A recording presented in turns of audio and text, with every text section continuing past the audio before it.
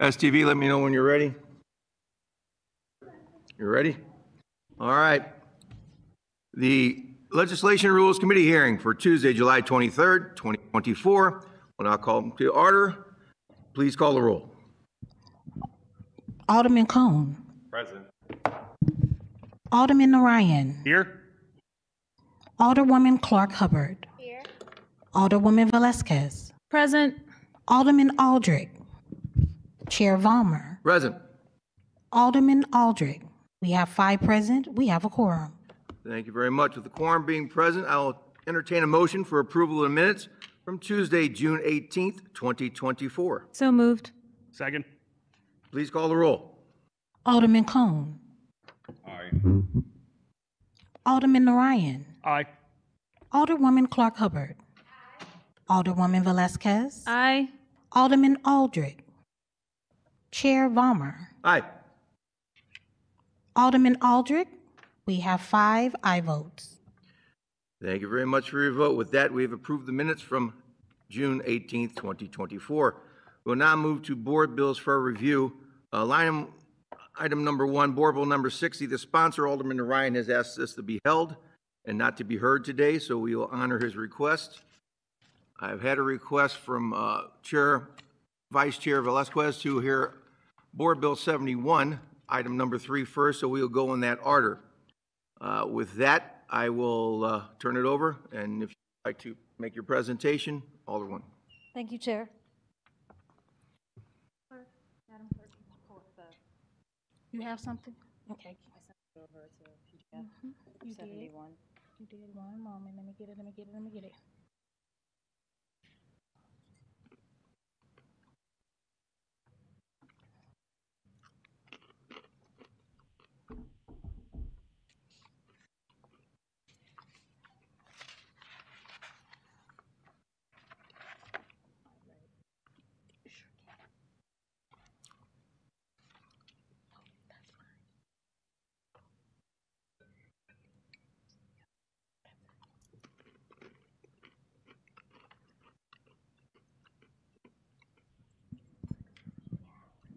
Alderwoman, you may proceed. Thank you, Chair, and thank you, members of the committee. So obviously, we're here to talk about amendments for the charter related to the Charter Commission and what they've recommended. This is one of them. So Clerk, could you please move to the next slide? So Board Bill 71 is an amendment to the Charter of St. Louis to ask voters to create an Office of Public Advocate led by a newly elected public advocate, an elected position. So just want to highlight that this Office of Public Advocate is one of 5 recommendations by the Charter Commission. And so what I'll do in this presentation, I'm going to go through a high-level overview, and then I've got an expert witness that I'd like for the committee to hear, and of course, then we'll take public testimony. So why does St. Louis need the Office of Public Advocate? These were items sort of pulled through the discussion and based on research of how the Charter Commission drew this conclusion. One, it would be an office that is more responsible to city constituents. It would essentially serve as the ombudsman to the public with regard to city services, with an eye on improving them and making the city function better. Essentially, one of the things it could do are operational audits for the city, and basically being the office that receives and responds to sort of high-level complaints issues. There is a yearly reporting requirement in this bill, and so through this yearly reporting requirement, the Office of Public Advocate will basically not only be the convener of Sunshine Law requests, but they are also required to put in an annual report related to various things that they've looked at. Another reason why Charter Commission and why we think that a public advocate could be a good thing for St. Louis is that essentially it leads to a more equitable city. One of the things that they could theoretically look into, investigate, are issues of equity relating to operation of services, development, et cetera. In this office, in the bill, has an Office of Public Engagement that is under the Office of Public Advocate. So we don't have one of those now. It would basically be tasked with its sort of self-explanatory, but engaging the public and having the dialogues, particularly around issues that there are complaints. Next slide, please.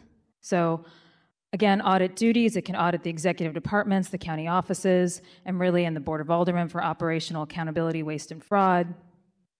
It can audit government programs to ensure that they're operating economically and efficiently as intended.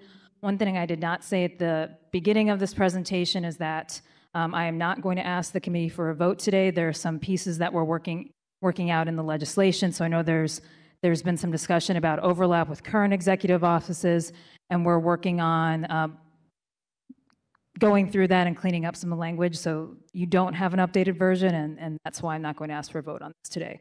But to continue on with the duties, the Office of Public Advocate can receive, investigate, and take action on complaints related to city services and programs. Again, really looking at what is, operationally. It can, again, issue reports on findings to promote better city services. Also, again, sunshine law. The office can receive and investigate and take action on complaints related to lobbying, conflict of interest, campaign finance, misconduct, and other illegal or unethical activity by officials or public employees. So again, really trying to serve as the ombudsman, taking in those complaints, investigating them, and determining what course of action to take next. So one of the other things about this bill that is unique is it would move, essentially, it would move the Division of Civilian Oversight under the Office of Public Advocate. And that includes the Civilian Oversight Board, the COB, and the DFOB, the Detention Facility Oversight Board. It could potentially bring lawsuits in the name of the City of St. Louis at the direction of the COB or DFOB.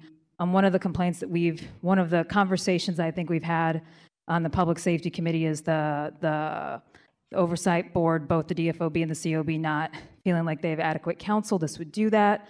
I do just want to be transparent that there's been a lot of conversation. Is this legal? Could this advocate bring up lawsuits in addition to the city councilor, which is, again, why I'm not asking for a vote on this. It's something we have lawyers looking into and figuring out what is the correct right language and what legally we as the city. So as I mentioned, some additional responsibilities. It would house an Office of Public Engagement. It would also serve as the city's custodian of records in regard to sunshine law and to respond to sunshine law requests, again, kind of being the, not convener, but the one sort of body tasked with doing this. Right now, it's sort of dispersed in the city, and it would centralize it. It could access records of city departments to fulfill that office, and it can issue subpoenas to fulfill functions of the office, which more than the public advocate can do. We know that the Board of Aldermen can issue subpoenas and the excise division, so this is not totally wholly new to city offices. Just a note about that reporting process. So in addition to filing different reports and different investigations, as it's written right now, the Office of Public Advocate shall provide a summary of reports to the Board of Aldermen. So this is not the only thing it would provide. It's not the only reporting. It is the required reporting. So again, audits performed and recommendations and outcomes, reports on the types of complaints and their resolution, activities in support of the Division of Civilian Oversight, activities to relate to sunshine law, including data response time, actions taken to increase public engagement and facilitate boards and commissions, and recommendations to improve provisions of city services, increase public engagement, transparent, and more. So those are all the required reporting. Again, there are some other things that, depending on what kind of complaints the public advocate receives and or what they're looking into, they could do. Now these are just report examples. These are actually from the Office of Inspector General, which is a slightly different position in Chicago, but the reason we pulled them was because we thought that they were a good example and just thinking about what they could do and sort of conceptualizing this office outside of a bill. So looking at the city's complaint-based approach to providing services, that's an example. A follow-up audit of the building, divisions, and permit inspections process. Again, these are not things that the public advocate has to do, but these are sort of the examples of what an office like this could do. Now, I actually have some examples from the New York Public Advocate's Office. They have some very specific white papers about different issues in their city. Again, these are not things that the public advocate has to do. These are just sort of thinking about what this office, the kinds of information this office could provide to the city of St. Louis. So you see they've got one on how their welcoming processes are for new immigrants. They've done a project on is their transit system equitable and is it accessible, and what they could do. And then they did a whole racial equity white paper on why racial equity should be a part of their zoning process. Again, these are not things that have to be done. These are just examples of what potentially this office could produce for the city of St. Louis. So election and implementation, as I mentioned before, this would be an elected office. So the way the bill is written now, this office would begin in the next mayoral election to align with that. I know we've got some other bills related to the timing of future elections. You know, again, so I say implementation. So if we pass it, if the voters say yes, right? But that's the timeline. So it wouldn't be anything that would start tomorrow. It would be vote goes to the voters say yes, and then we'd be looking at 2029 for the beginning of this office. So one thing I do want to address here, and again, we are going to file a committee substitute, is the fiscal note and the budget. This budget that we have, I think, is the $5 million is a little bit inaccurate. We did some basic math, and what the Office of New York spends is $1.60 per person. So if we actually make that, tailor that to the city of St. Louis, we're looking at a more realistic budget of $460,000 a year, $500,000 a year, $5 million a year.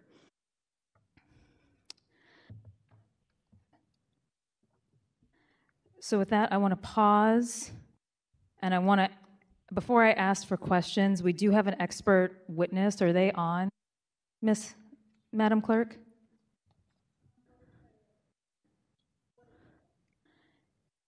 It would be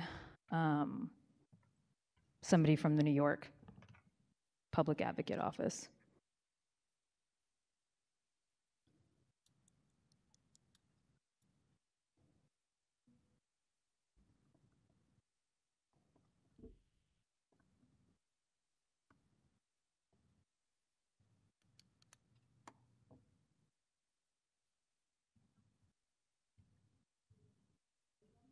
Yes. So, Chairman, if it's all right with you to pause questions, we've got the actual office, the public So advocate. your speaker is going to be attending via Zoom? Yes. Okay, so you have to set that up. We can open it up to a quick questions for the members of the committee. We go through Alderman Cone. Any questions of the presentation so far? Mr. Williams is online. Okay, your guest is here. Let's proceed and do that. All right, great. In the respect of his time also. Thank you, Chairman. So can you, and I don't see the gentleman's name? It's, I'm not sure I'm saying it right, Jumaine Williams. He's the Office of Public Advocate. He's the public advocate in New York City. Mr. Williams, this is Alderman Vollmer, Chairman of the committee. Can you hear me, sir? Yes, I can, Chairman. Peace and blessing, love and light to everyone. Can you hear me? Yes, we can. Before we proceed, we'll have to swear you in. If you wouldn't Sure. mind raising your right hand. Do you swear that what you will be saying the truth, the whole truth, and nothing but the truth? I affirm. Thank you very much, sir. With that, you may proceed. Alderman Velazquez, how you would prefer to proceed? Go ahead. Thank you, sir, for being here. It would be great if you could give, I'm not even sure where to look. I can see you. I don't know if you can see me. But if you could give an overview of your office, what you do, I think, the benefits of what you've seen that your role has, especially in responding to constituents, that would be great. Oh, thank you so much, and thank you for having me. And I know it's everything going on in the country. This is a great example of all politics are local. So I did prepare some remarks, and thank you for inviting me again, and happy to answer any questions after. Good afternoon. As mentioned, my name is Jamani D. Williams. I'm public advocate for the city of New York. I want to thank the St. Louis Board of Aldermen and all of your members for the opportunity to testify today about the role and responsibilities of the New York City Public Advocate's Office, the first elected ombudsman in the city of New York. I am the 5th person elected to serve as public advocate in New York City and the 6th individual to serve in this position since 1993 municipal elections. One person served in the interim after our former public advocate Tish James took over. As she was public advocate, she took over as you may know, Attorney General of the state of New York. The position was created pursuant to the 1989 Charter Revision Commission and evolved from the then elected position of New York City Council President. The 1989 Charter Revision Commission wanted to ensure that there were a system of check and balances on the power of the executive, particularly the mayor, and it did that by reassessing and redistributing the powers of elected officials in city government. City Council was granted the ability to vote on land use matters and other governmental functions, matters that were once relegated to the Board of Estimate. The Comptroller was given the ability to decline to register contracts, as well as an audit city agencies, and the Independent Budget Office was created to review the fiscal impacts of legislation and policy. The Public Advocate is a citywide elected official, as is the mayor and the Comptroller. As public advocate, I am an independent monitor of city services with investigative powers who can join legal actions to address egregious matters. I'm also an ex officio member of the New York City Council, and as such, also a de facto member of every city council committee, whereby I can introduce and pass legislation, but cannot vote on legislation, land use, or budgetary matters. In addition, our office serves as an arbiter and adjudicator of constituent complaints. Furthermore, if there is a mayoral vacancy, the public advocate is next in line of succession, becoming the interim mayor until a special election can be held. As public advocate, my office has worked with the city council to pass groundbreaking legislation and override mayoral vetoes. I'm proud that our administration has passed more legislation than all the previous public advocates combined. A notable example, Local Law 43 of 2024 was the first successful ban of the use of isolation and solitary confinement in municipal jails. More recently, we sued the Metropolitan Transportation Authority when their actions derailed the maintenance of necessary bus routes through New York City. Our office publishes 2 to 5 papers on issues impacting New Yorkers, as well as an annual list of New York City's 100 worst landlords, and that's 2 to 5 papers a year. This year, a landlord who's made the list several years in a row was arrested for refusing to make court-ordered repairs. The role of the public advocate has had its challenges, mostly as a result of political budget cuts.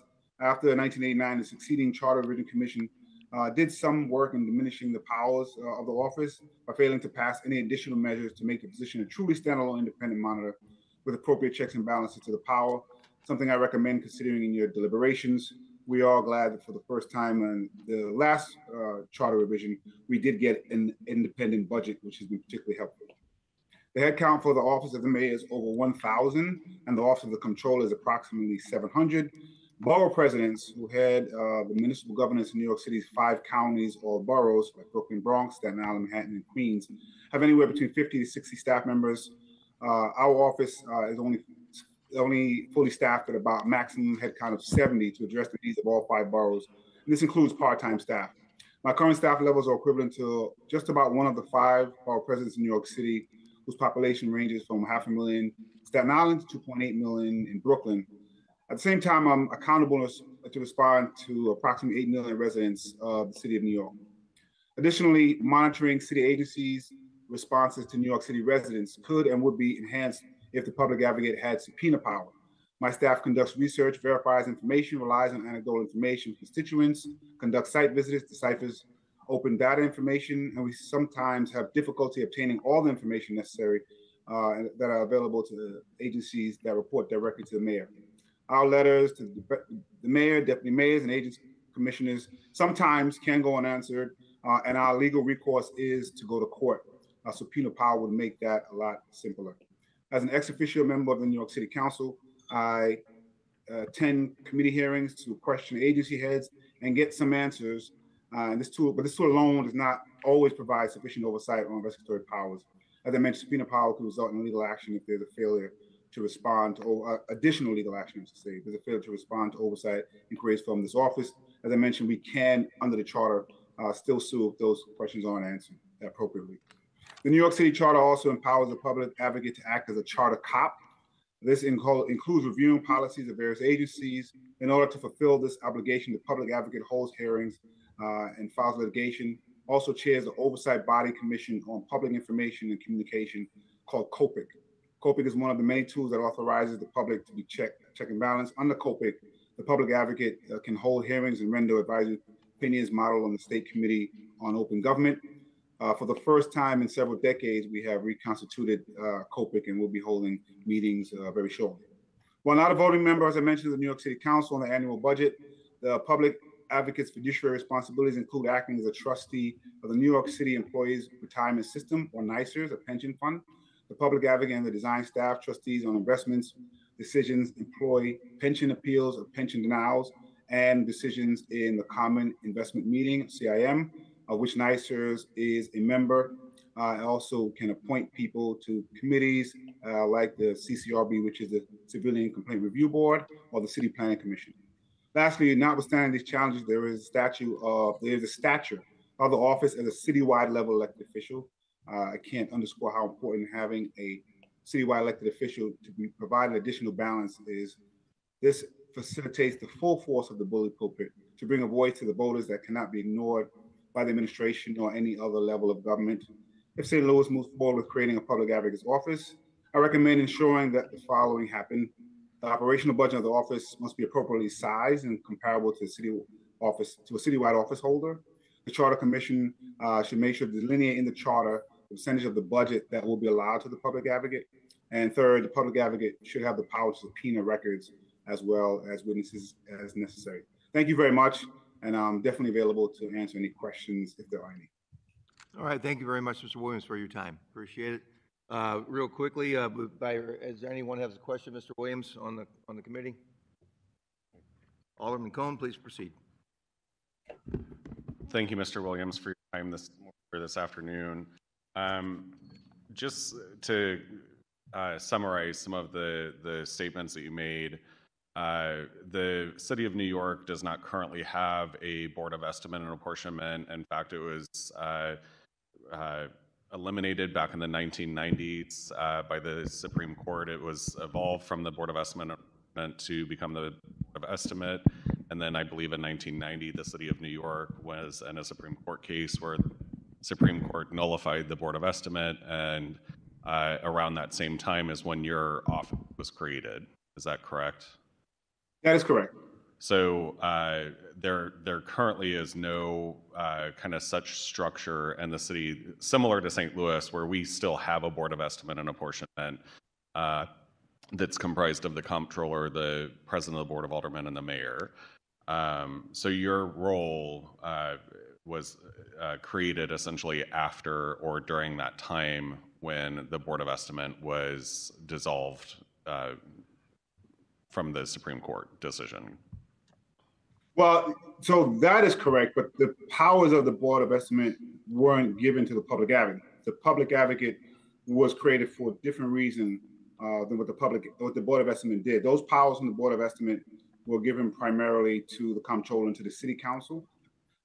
The president of the City Council at that point, their position changed a lot, and some of those powers were given to the public advocate, as well as some additional powers. So that is correct, but I don't think it was it definitely wasn't apples to apples in terms of what the Board of Estimate did and what the purpose of the public advocate's office was. Sure. So the City of New York still has a comptroller, they still have a mayor, and they still have a president of the Board of Aldermen. Yes, what we call the City Council. They also have borough presidents. So it's a borough president is the president of each one of the boroughs. A lot of those powers were actually taken and given to the council and the comptroller as well during that same 1989 commission. Okay, thank you. I'm also just curious in terms of how operationally does your office interact with the administration or the mayor's office? So the mayor's office, I would imagine, is similarly structured where they administer government. So all of the kind of day-to-day operations of city government are through the mayor's office. So streets department, public safety, forestry, all of those functions where services are provided are administered through the mayor's office. At least that's how it's reflected here in the city of St. Louis. How does your office interact with the mayor's office in terms of promoting city services and better services? So I always say that as public advocate, my function is not to be antagonistic, and it's not to be a friend. It's actually to help move the city along. So that question depends on what it is and how we're talking about whatever policy it is. In terms of getting city functions to occur, if we get complaints from individuals, we try to help make sure those complaints can get through the city agencies, which can be cumbersome.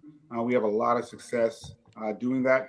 If we are able to glean from some of the cases that we get that there's a larger policy problem, we then have the ability to address that policy problem that people may not have been able to notice if someone wasn't looking for the type of trends that are occurring. We definitely help, because of the stature of the office, can help navigate some of the problems that people have in navigating large city entities. And again, having the stature of the office citywide, when we can make phone calls, people will respond. Being able to introduce legislation, working with the city council is also helpful. We've been able to introduce legislation to address the concerns that we have seen through our being just in the community, but also as we get calls from constituents. So constituents have found it very helpful in communities, and organizations and advocates have found our office really helpful in lifting up issues that they may not have been able to lift up without having an office like ours. And as I mentioned, we're able to appoint people to a number of commissions and boards that are of the city. And so we're able to implement, policy ideas and concerns through that way as well. Can I just offer an example? So I'm sure municipalities across the country struggle with refuse pickup. So in the city of St. Louis, we have a Citizen Service Bureau. It's a centralized call center essentially for all of our city services. So whether that's forestry, refuse, building division, et cetera, if a citizen has an issue and they don't call their alderman first, they're usually calling the Citizen Service Bureau to request services, ticket services. It's a very reactive approach, obviously. It's usually an escalation point for citizens when things aren't working. But do you all have a similar structure or service in New York City? And if so, how do you interact with that organization and or escalate those types of concerns, like refuse trash isn't being picked up regularly? What did you call it? What was the name of the entity? The refuse division, trash service. No, the city services. It's the Citizen Service Bureau. No, we don't have a Citizen Service Bureau. I think the closest thing I could think of is our 311 service, where people can call and get complaints. It's not a bureau of in itself. The closest thing I could think of is probably a 911 call center. So we have a 311 call center that's just for those type of complaints. Sometimes people get some relief, sometimes they don't.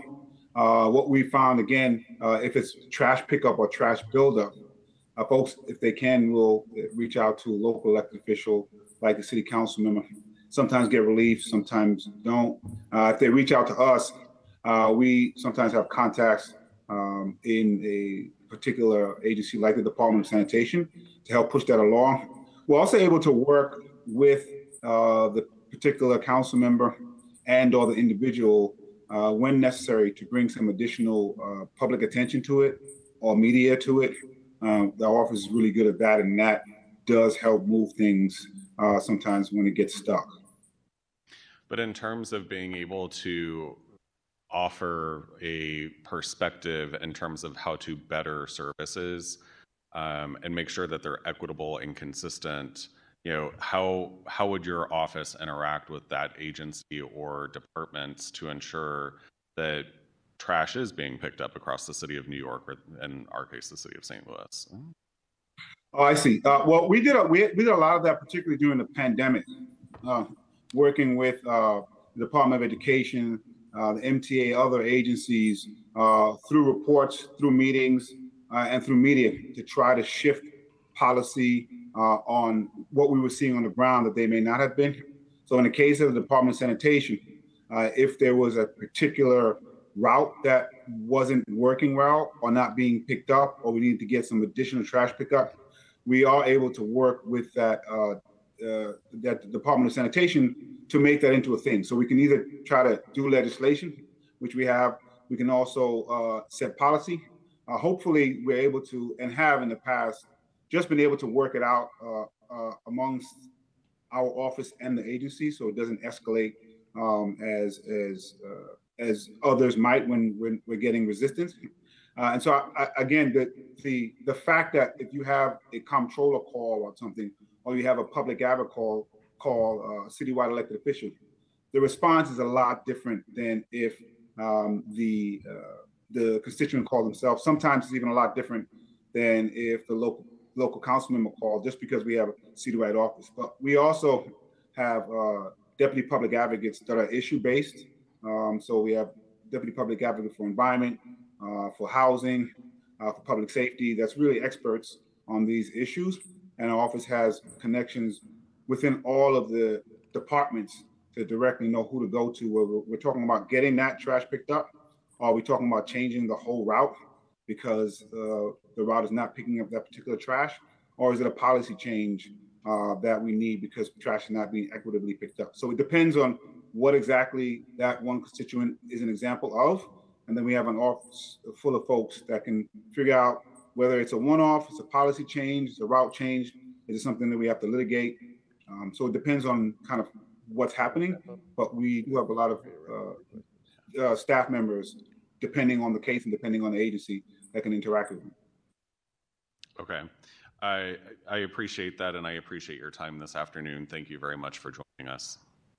Thank you. Thank you for the question. Thank you. Any other members of the committee? I saw no other hands before. All right, with that, thank you very much, Mr. Williams, for your time. Oh, Thank you. hold on, I believe you're, Thank you. Sorry, and I mispronounced your name, Jumani. Thank you, Mr. Williams. Just a couple more questions. Can you just talk about how, and thank you for doing the overview, and I appreciate my colleague, Mr. Cohn, for asking those great questions. Can you just talk about how your role particularly differentiates from the comptroller's role in New York City? Oh, no problem. And thank you. Don't worry about the name problem. I've been called much worse, so I appreciate it. The charter mandates very specifically what our office is responsible for, and what the comptroller is responsible for. So, you know, they, as you know, primarily numbers, audits. They have specific functions when it comes to the budget. They actually have a lot more oversight when it comes to some of the pension boards that I mentioned. We have one equal vote each, but they have some other duties attached to that. In the charter, we have 5 major duties. We can introduce legislation. We are an ombudsman. We're a charter cop, as I mentioned. We can appoint people to particular boards, and we have a vote on the pension that I mentioned. The 6th one that's not there is as a bully pulpit, being able to lift up issues in a way that other folks might not be able to. So there is a clear delineation between what we do and what the comptroller does. We do have some, as I mentioned, legal abilities to request information, get information. We then have to go to court if that doesn't happen, which can be cumbersome. That's why we recommend subpoena power would be helpful when needed. Thank you. I've got another question for you. This is a broad question. So can you just talk about the effects that some of your work, your white papers, your audits have done? Particularly, have you found that they've saved money, they've saved lives? I mean, I know you've studied a lot, or you've done a lot of work on different topics, but just an overview for us. Yeah, I believe during the pandemic, we were able to put a lot of white papers out on how best to move forward through the pandemic. We've been able to help craft how we're addressing public safety and gun violence, although we have a lot more work to do when it comes to that. We've done some work on Black maternal health, and some of those pieces of legislation were passed in the city council package to address those issues. And so it's very exciting when you're able to, there's some recommendations that we made on how to address some of the lithium-ion battery fires that are being implemented, and some of those were in one of the white papers that we put forward as well. And so it is exciting when you're able to put forward an idea or have the resources and expertise to research something, put some ideas out, and it be followed. I think it would be very difficult to do that if this was not a citywide office. Thank you. Mr. Chair, I have no other questions. All right, I see Alderwoman Boyd, you're not on the committee. I see you have your hand raised. In the interest of time, is it, do you have a question of some sort? Yes, thank you, Mr. Chair. I have a couple of questions. So what my question is, thank you, sir, for coming in. I apologize for being late. But my question is, I was listening to you about the roles of the advocate. And so we are not as large as New York City. And so let's first be very transparent about that. But also I'm looking at the work that you are saying that you have done. And so it seems like from the work that you all are doing, and I don't know if this, the charter, this board is looking at doing this, but when we reduced to 14 wards, we committed to our residents that we would not spend more money, that we would save money by going to less wards than what we had before. So I'm seeing us adding a position to our budget. And so that, to me, that's a promise we broke to our residents of the city of St. Louis. But also I'm looking at from what you described as the advocate. So that's going to take the place of the neighborhood improvement specialist, the operations manager, and the citizen service bureau offices, because that job will be doing that work. And so it's not where it's benefiting our city, because now that's changing the whole dynamics of how business is being done. Alderwoman, not to interrupt you, but we're dealing with, you're proposing many things that are really not a question for this gentleman. He's just telling us what happens in New York. Our situation. Right, I get that, but I'm doing a comparison because it seems like, Mr. But Chair, I'm waiting for the question is what I'm waiting for. So the question is, how is this going to improve from what New York is doing? How's it going to improve the services for St. Louis City? Well, he's not advocating for that. He's just here speaking of what happens in New York City. So he's not here to advocate that this is the way to do it. He's just here as a witness for someone who holds an office at the request of Alderwoman Velazquez. So I don't believe he's an advocate for this. Although he is a public advocate, but he's here just giving testimony as to what his job is, not is this the best thing for St. Louis or not. So if we could, okay. I'm happy to respond. I'll save my questions for the committee then. Thank you. Thank you. All right, thank you very much. Mr. Chair, I'm happy to respond if it's possible. At this point, I don't believe that's necessary, but I appreciate your time because we're getting into a time restraint, and we are not taking a vote on this today. We're probably going to come up with this. Probably are going to time, knowing Alderwoman Velazquez. So, okay, so she's very thorough. So if we can, I thank you for that. There's no need to answer that, but we can move forward, Alderwoman. Mr. Williams, I just want to say thank you on behalf of the committee. I would say the Charter Commission, but thank you on behalf of St. Louis for being here today. With that, I'm going to move on to the next part of our presentation, but I'll be in touch with your office and let your office know about our next steps. Hopefully won't ask you to spend more time with us, but we may. But thank you again for your testimony today. Thank you. Peace, everyone. Great. So that was my expert witness for this. I don't know if the committee has questions for me. If you want to head straight into public testimony, Mr. Chair. Okay, so before they had no question, Mr. Williams, any members of the committee for the sponsor? Alderman Ryan. Thank you, Chairman. I've reviewed this legislation. I don't see a salary for the position. Do we know what the salary is?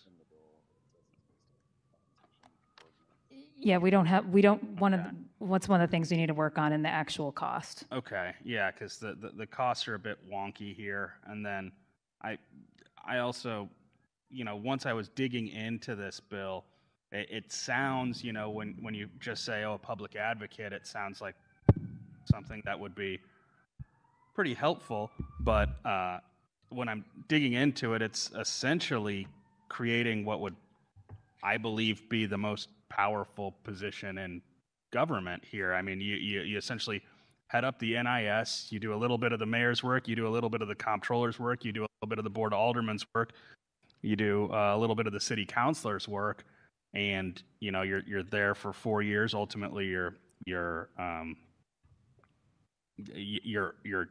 check is the voters, but I wish that we were using a different term than public advocate just to show the drastic change that this would be from where we're at right now. And that's all I have. Thank you. All right, any further questions or comments from the committee only? None? Please proceed. Okay, That's it. And I know there's some today folks who we're want to testify. all right. Thank you. Point, thank you very much.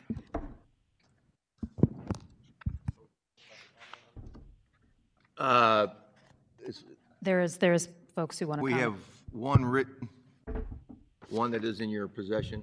There are folks here. Do we have any speakers? I had no speakers. We have speakers signed up. I didn't see a speakers list.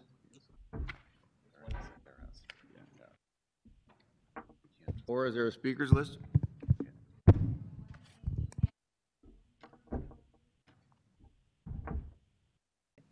If you see a green light, that means. Can you hear me now? Yes, we can. Okay, good Whenever you're deal. ready, please proceed. Adam. Thank you, Mr. Chairman, and good afternoon to the committee.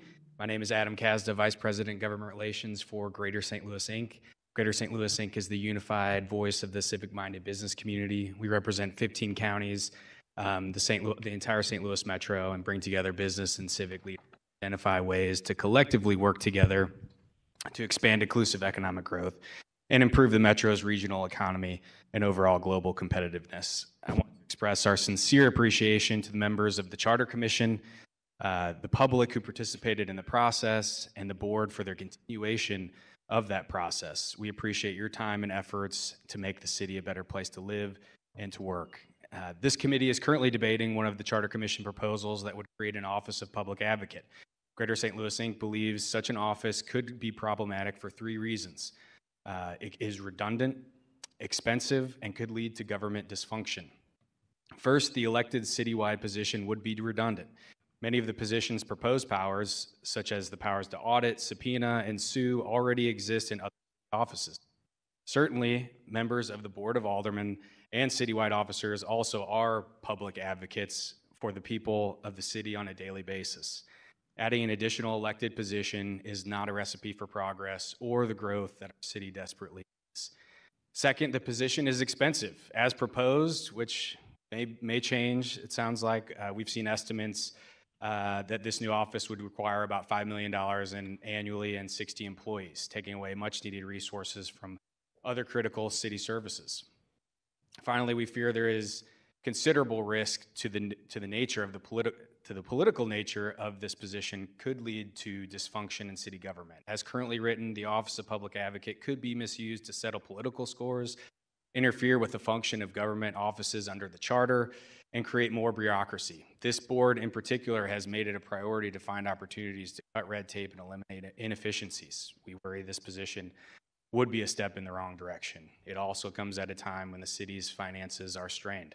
For these reasons, redundancy, cost, and potential for abuse, Mr. Chairman, we respectfully urge your committee to oppose the creation of the Office of Public Advocate at this time.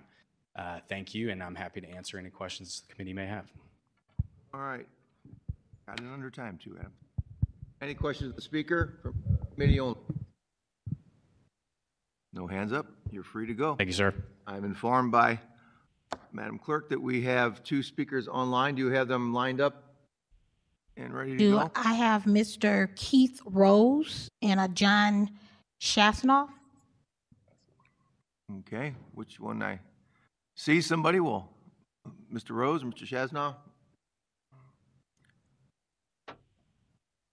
Hello. Who do we have here? This is Mr. Rhodes. Okay, what we're going to have you do is you're going to raise your right hand, state your name for the record. We're going to swear you in, then you have 3 minutes for your comments. And you swear that everything you're going to say today is going to be the truth, the whole truth, and nothing but the truth. Yes, I do so affirm. All right, start at your, whenever you feel like it, sir. Yes, thank you for having me. So my name is Keith Rose. I was recently added to the Civilian Oversight Board. I live in the 6th Ward, and I'm really thankful to Alderwoman Velasquez for bringing this forward and for the Charter Commission for talking about this issue. In particular, I want to speak to the history that we have had in the Division of Civilian Oversight, which is the Civilian Oversight Board and the Detention Facilities Oversight Board, with conflict of interest that has arisen with the St. Louis City Councilor's Office being the sole legal advisor to those boards. So I have personally heard from investigators, career investigators, in the Division of Civilian Oversight that they were told by attorneys in the City Councilor's Office that they did not want to investigate the goings on inside the jail because it opened them up to additional lawsuit discovery. And for that reason, although the Board of Aldermen created these boards of oversight, they were not actually looking into the problems in the jail because the attorneys had told them not to. That is clearly a conflict of interest. And so I understand that the public advocate role is quite expansive, and I very much get that. I would ask that if you are going to do anything, you might want to winnow it down if that is your desire, but please keep in a portion that would allow for an independent counsel to the boards in the Division of Civilian Oversight, because we as board members need an independent advisor. We've also seen this conflict of interest arise in cases where the City Councilor's Office is the actual prosecutor in cases in the municipal court. And so, for example, a former vice chair and former chair of the of the Detention Facilities Oversight Board was being prosecuted in municipal court by the same city council's office that had given them advice on the legality of them entering or not entering the jail to do investigations. This is very clear conflicts of interest. I also know that members of the Board of Aldermen have been quite frustrated with this city councilor not giving them advice or allowing them to disclose advice because of city councilor's apparent conflict of interest.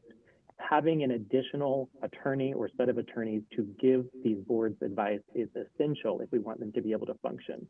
And it also is essential to allow the city councilor's office to get away from these ethical conflicts that have been really holding them back. I also want to say that although this is an additional cost, having additional oversight and investigations will save the city money.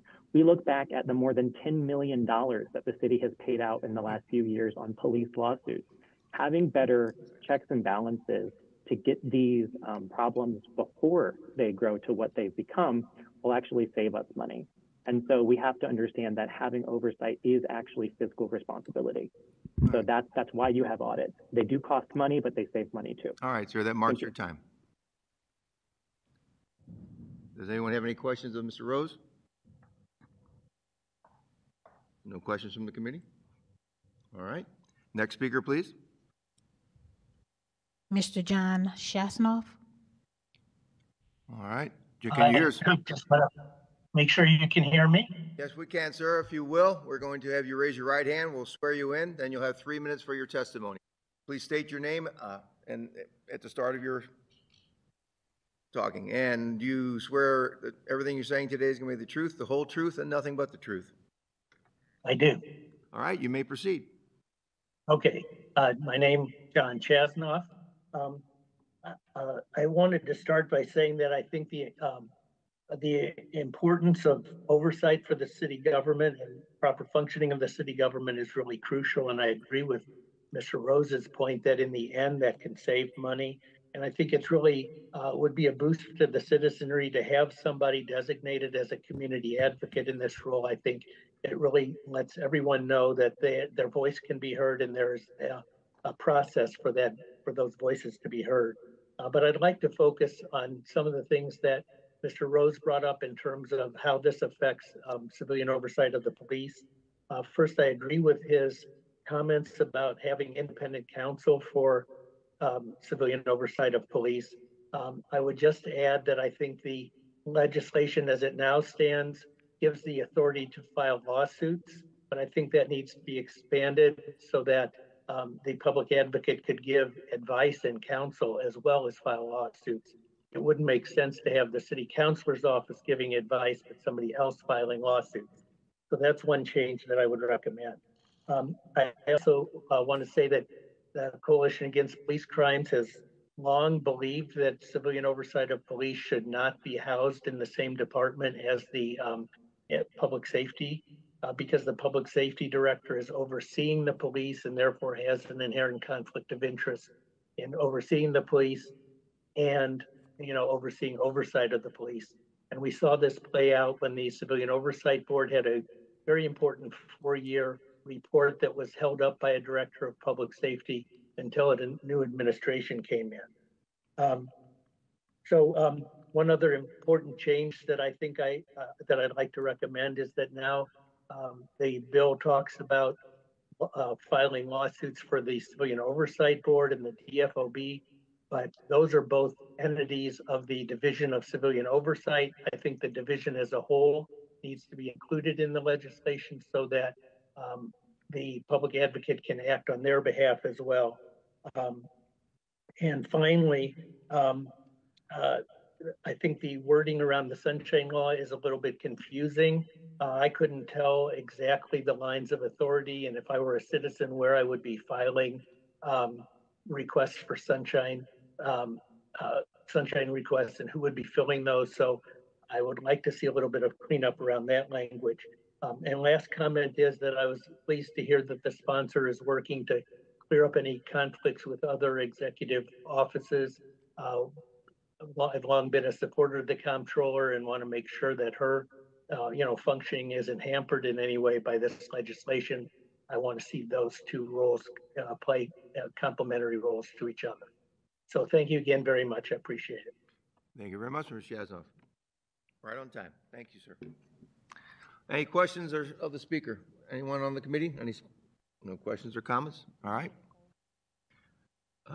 We have one more gentleman who said he wanted to speak on Bill 71. All right. But your name wasn't on here. Okay. All right. We're going to swear you in, sir. Then you'll state your name for the record and have 3 minutes to speak.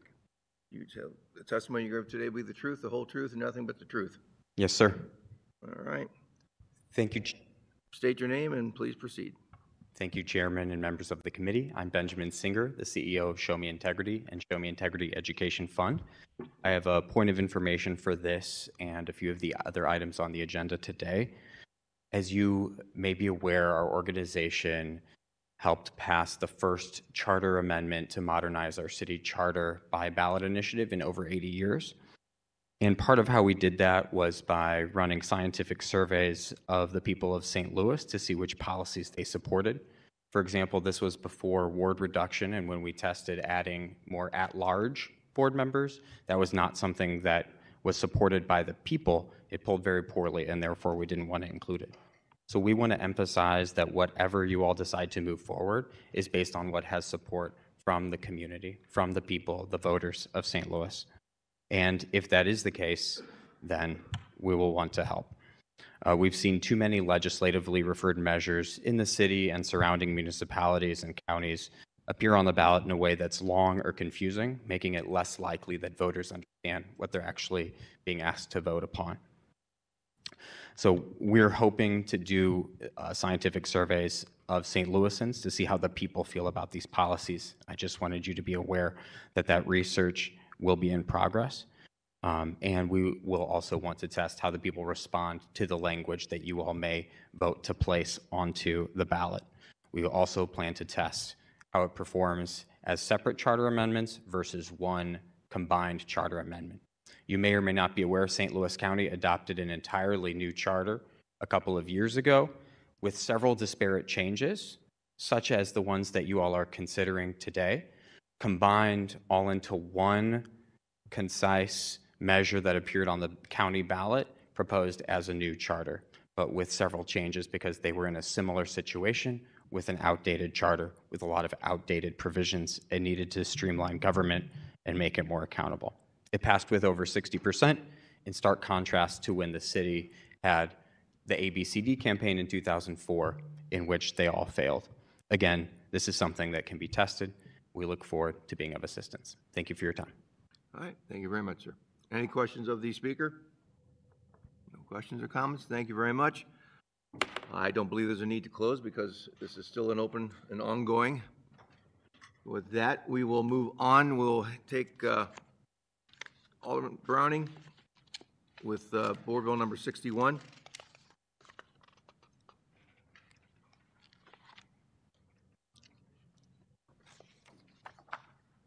One moment.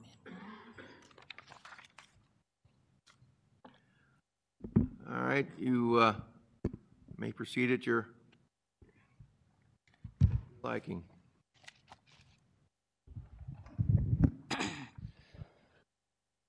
Thank you, Chair Volmer, and thank you to the committee as well as all the members of the public who have joined us today.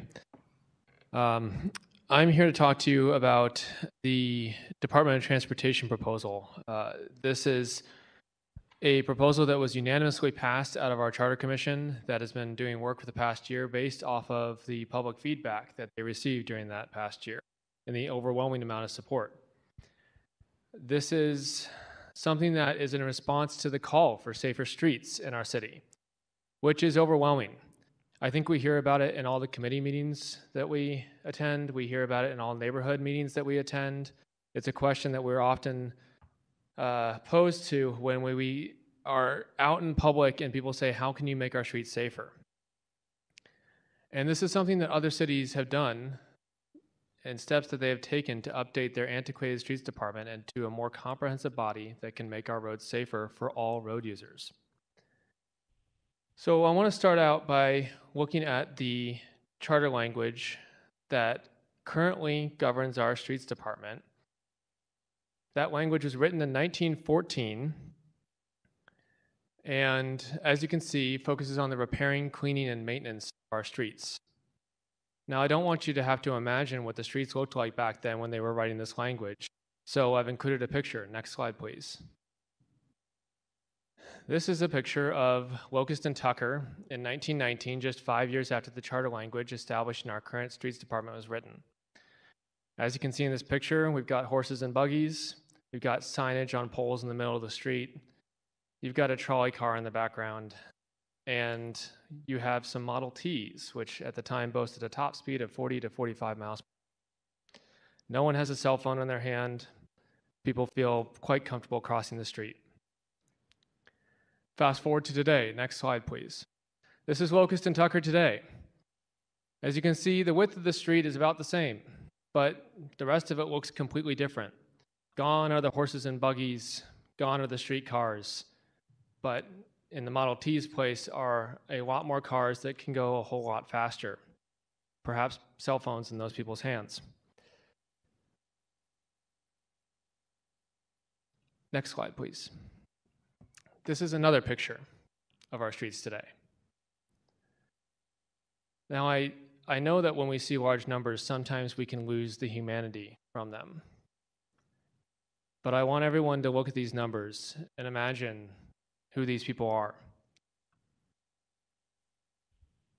These are people in our community who are affected by traffic violence, by the conditions of our streets and sidewalks. These are, a couple years ago, Janae Edmondson, who lost her legs outside of the convention center on St. Charles Street by a speeding driver. This is Leticia Bracero and her daughter, Alyssa Cordova, two women who were attending a concert last year on 14th Street, right behind this building, and lost their lives. There 1 second, gone the next.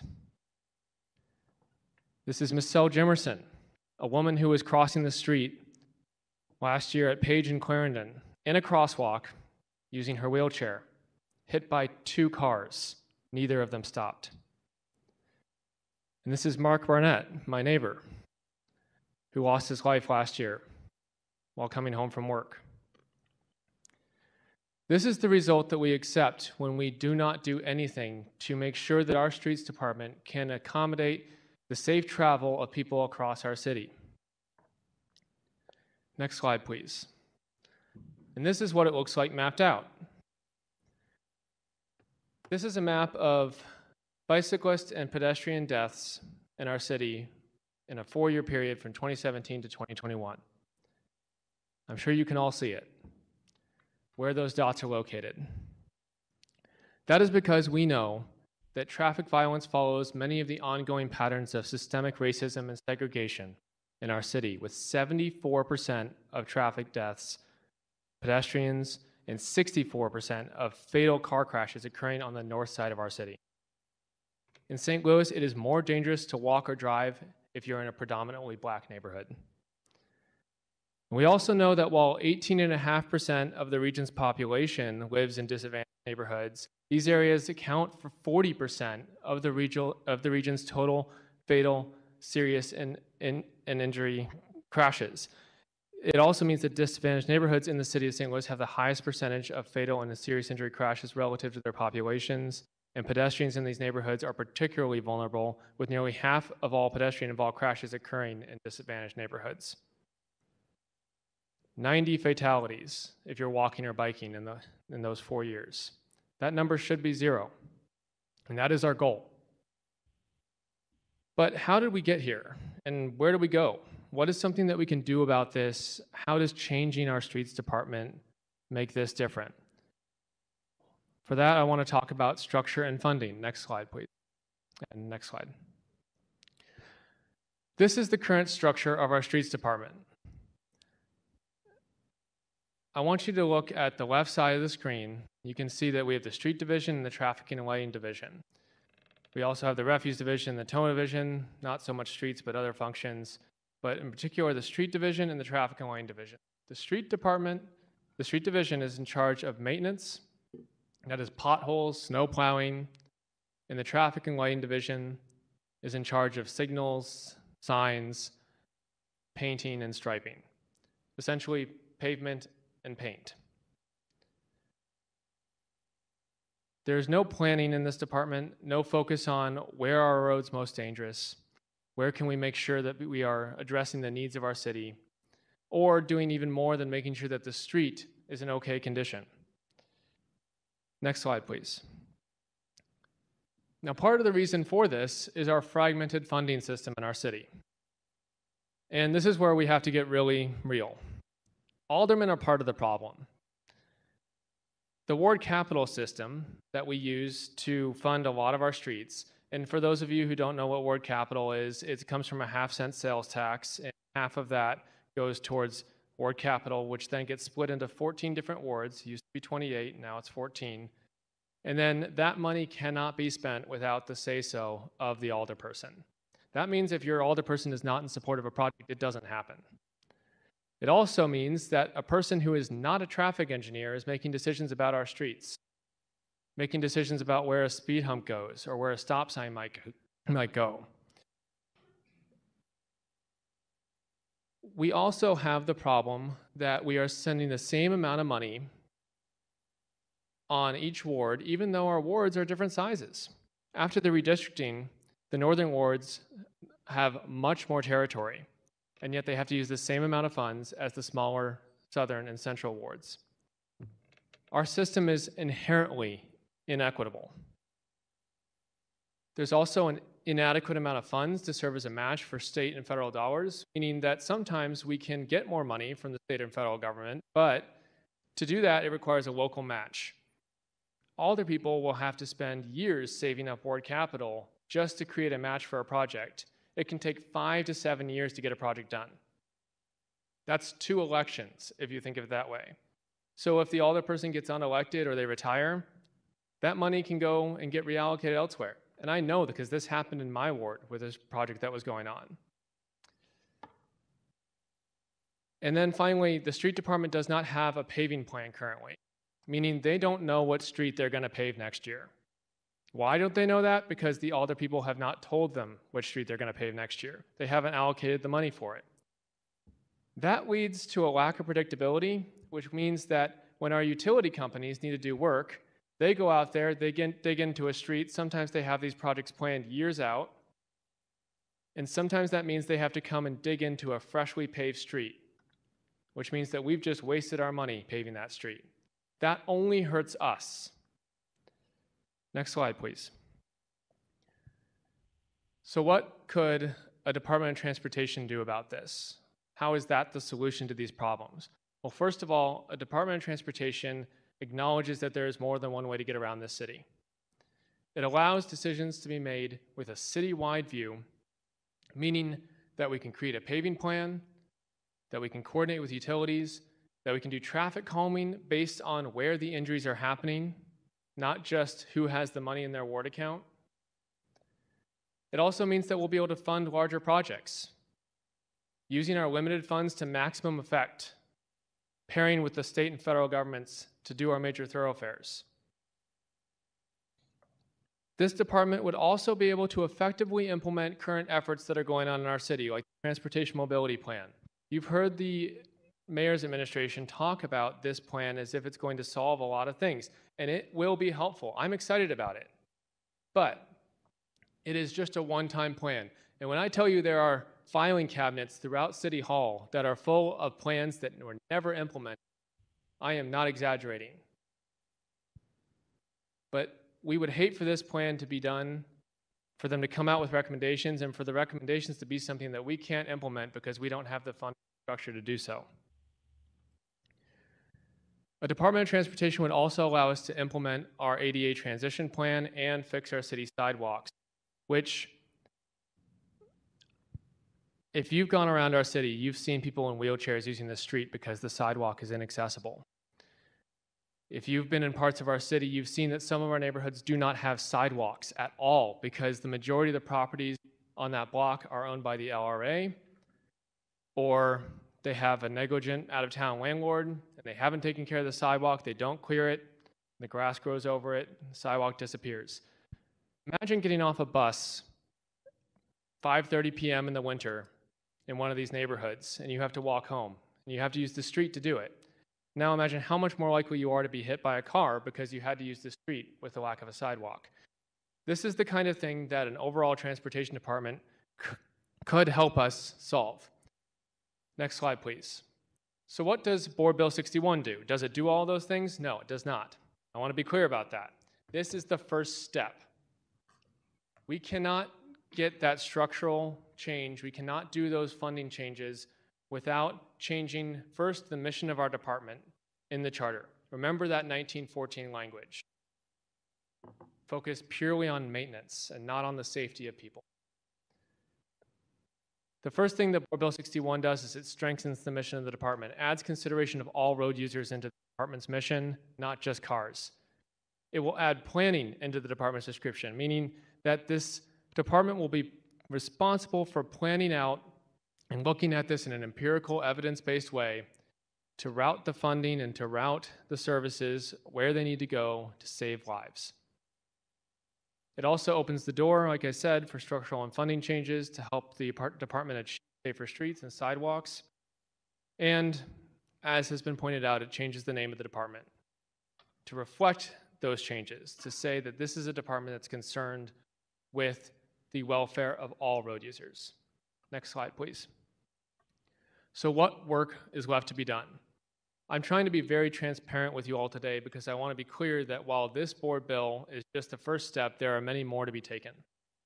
So first and foremost, there will be continued discussion with the departments. I do not believe in doing change without talking to the people on the ground, doing the work, making sure that this is something that can be implemented and something that is feasible for our city. There will be ordinances and board bills addressing planning division within the Department of Transportation. There will be establishing and reallocating funding. It's important to mention that the expense of this department is not initially that much more than we are spending now. The money just exists in lots of different pots and we're trying to unify it into one purpose. So that will include a reexamination of ward capital. I'm also being very honest with you all about that now. It'll also have board bills to address coordination with the utilities, creating a paving plan for our city. Again, something we cannot do under our current structure. And it will have ordinances addressing how we go about traffic calming. We all know that alders often maybe close a street on one end or install speed humps or a stop sign through a board bill because that's what our residents are asking us for.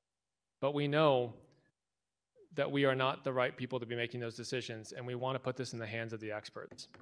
And finally, there'll be an ordinance addressing sidewalks, because as we've mentioned, it is unacceptable that someone in a wheelchair should have to use the street because the sidewalk is inaccessible. It is unacceptable that some neighborhoods do not have sidewalks. So those are the problems we're aiming to solve, and that is what we're hoping to achieve today by putting this on the ballot for our city voters to decide to make sure that we take care of everyone who is using our streets. And with that, I'm happy to take questions or hear from the public first if that's what the committee would prefer. We can go through the committee. Or do we have any public testimony or speakers signed up for Board Bill 61? We do. We do. Are they Zoom or public or? It's right now the public. I have Mr. Charles Bryson here from TrailNet. Okay. All right, if you wouldn't mind, Michael, Alderman Browning, we'll have Mr. Bryson step up and entertain us. Charles, good to see you, sir. Good to be here. If you will, we'll swear you in. You swear the testimony you give will be the truth, the whole truth, and nothing but the truth. Yes. Please state your name for the record and proceed with your 3 minutes. I thought it was 5. My name is Charles Bryson. I am the policy catalyst for TrailNet. Dear Chairman Volman and members of the Legislation and Rules Committee, my name is Charles Bryson, policy catalyst. I'm here to speak in favor of Board Bill 61, the Charter Commission's recommendation for the formation of a Department of Transportation. While I understand the City Streets Department does much of what the current charter allows, the question I would ask is this all the residents and businesses need and desire in 2024 and beyond? The charter change recommended by the Charter Commission, and I want to thank them for their work, is in keeping with the sentiments of residents and businesses of this city, which strongly believe the city needs one body and one body only that plans for the current and future needs of all transportation modes, as it is stated on page 7, line 8, and in charge of the engineering and design and execution, as it states beginning on page 7, line 15. The charter change contained by the Board Bill 61 committee substitute keeps the various divisions such as refuse, lighting, paving, etc. Together. It does not make sense for you as alderpersons to contact the Board of Public Service to understand and get funded street and sidewalk efforts with your ward capital. It should be a Department of Transportation. It does not make sense for any business to meet with Streets Department and have 3 different departments, planning, streets, and BPS, at the table to make street and sidewalk decisions. A Department of Transportation should, in consultation with other departments, control all aspects of street and sidewalk use. You may ask, how would this be done? First, all current street department employees would be, if they choose, become Department of Transportation employees. Second, and equally as important, the Department of Transportation director meet with the mayor's office, the personnel department, planning, and BPS to lay out what is short-term, mid, and long-term services that are needed to address the issues of our streets and sidewalks and provide, and therefore, what employees need to be hired. Finally, during the course of various testimony, I heard streets and BPS directors talk about the not being the right time. However, since all major contracts mentioned in previous Charter Commission testimony, namely the American Rescue Plan Act, the Transportation and Mobility Plan, and the ADA Transition Plan, have all started and should end in the near future, nothing stops this body from proposing the date of the change to an earlier one, which might be different than what is in your board bill. And I would argue strongly that most people in the communities you serve would love for such a change because they are probably at the as soon as possible phase. I thank you for your time, Mr. Chair and committee members, and would be answering any questions that may arise. All right, thank you, Mr. Bryson. Do I have any questions from members of the committee? Questions or comments of Mr. Bryson? Looks like you're free to go. Thank you very much. Do we have anyone else? Or We have no one. we have no one else. All right. With that, you are welcome to close. Alderman Browning.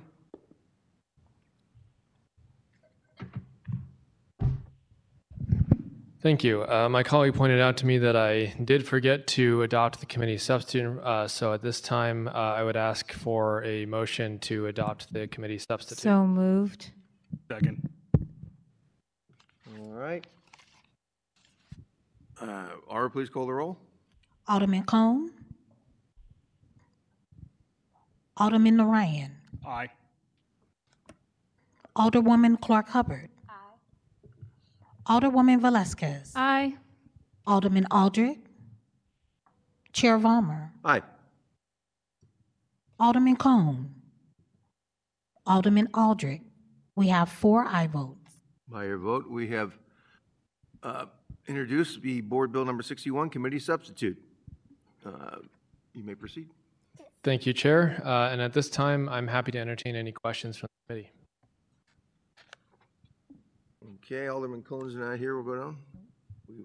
Alderman Narayan. Thank you, Chairman. Just a couple questions. I would love, this is, I like the concept here. I want to lead with that. And the devil's always in the details with these things. Do we have buy-in from the streets department, from I don't know, MoDOT, from Bi-State, from the various stakeholders that just because we're not hearing from them today, I don't know if there's going to be another hearing to hear from them, but have you spoken to them, and what's their overall feel? Yes, that's a great question. So in conversations I've had with members of Bi-State and other partners around the city, I've heard that having a single department to interact with would be extremely beneficial to getting things done in the city. We know that Great Rivers Greenway is putting about $245 million into our city through the Brickline Greenway. And the hoops they have to jump through right now, when they have to not only deal with the departments, but all of the different alder people, I appreciate that they're still trying because that's a lot of work. We also have had a couple different discussions with the different departments, including streets, including BPS, and our planning department. And while we have heard concern about the feasibility of this, I want to mention that we do have a delayed timeline on this. It wouldn't be in effect until July 1st, 2027. So we have more than 2 years to actually get this off the ground. But I have heard a lot of people point to both concerns about the fractured funding mechanism, which this is seeking to address, as well as lack of staff to do the job right now, which this is also seeking to address. So the fact that we don't have a paving plan, for instance, is both due to the fact that we don't have people to go out and grade our streets right now, but we also don't have the funding to do that. So fixing that by creating a planning division and funding it through a reallocation of St. Louis Works, Ward Capital, and some other money, I think we can create that dependable funding source to that real. And then just because, I anticipate when we talk about any restructuring of capital, it's easy to kind of gloss over it in a presentation. I would want to too.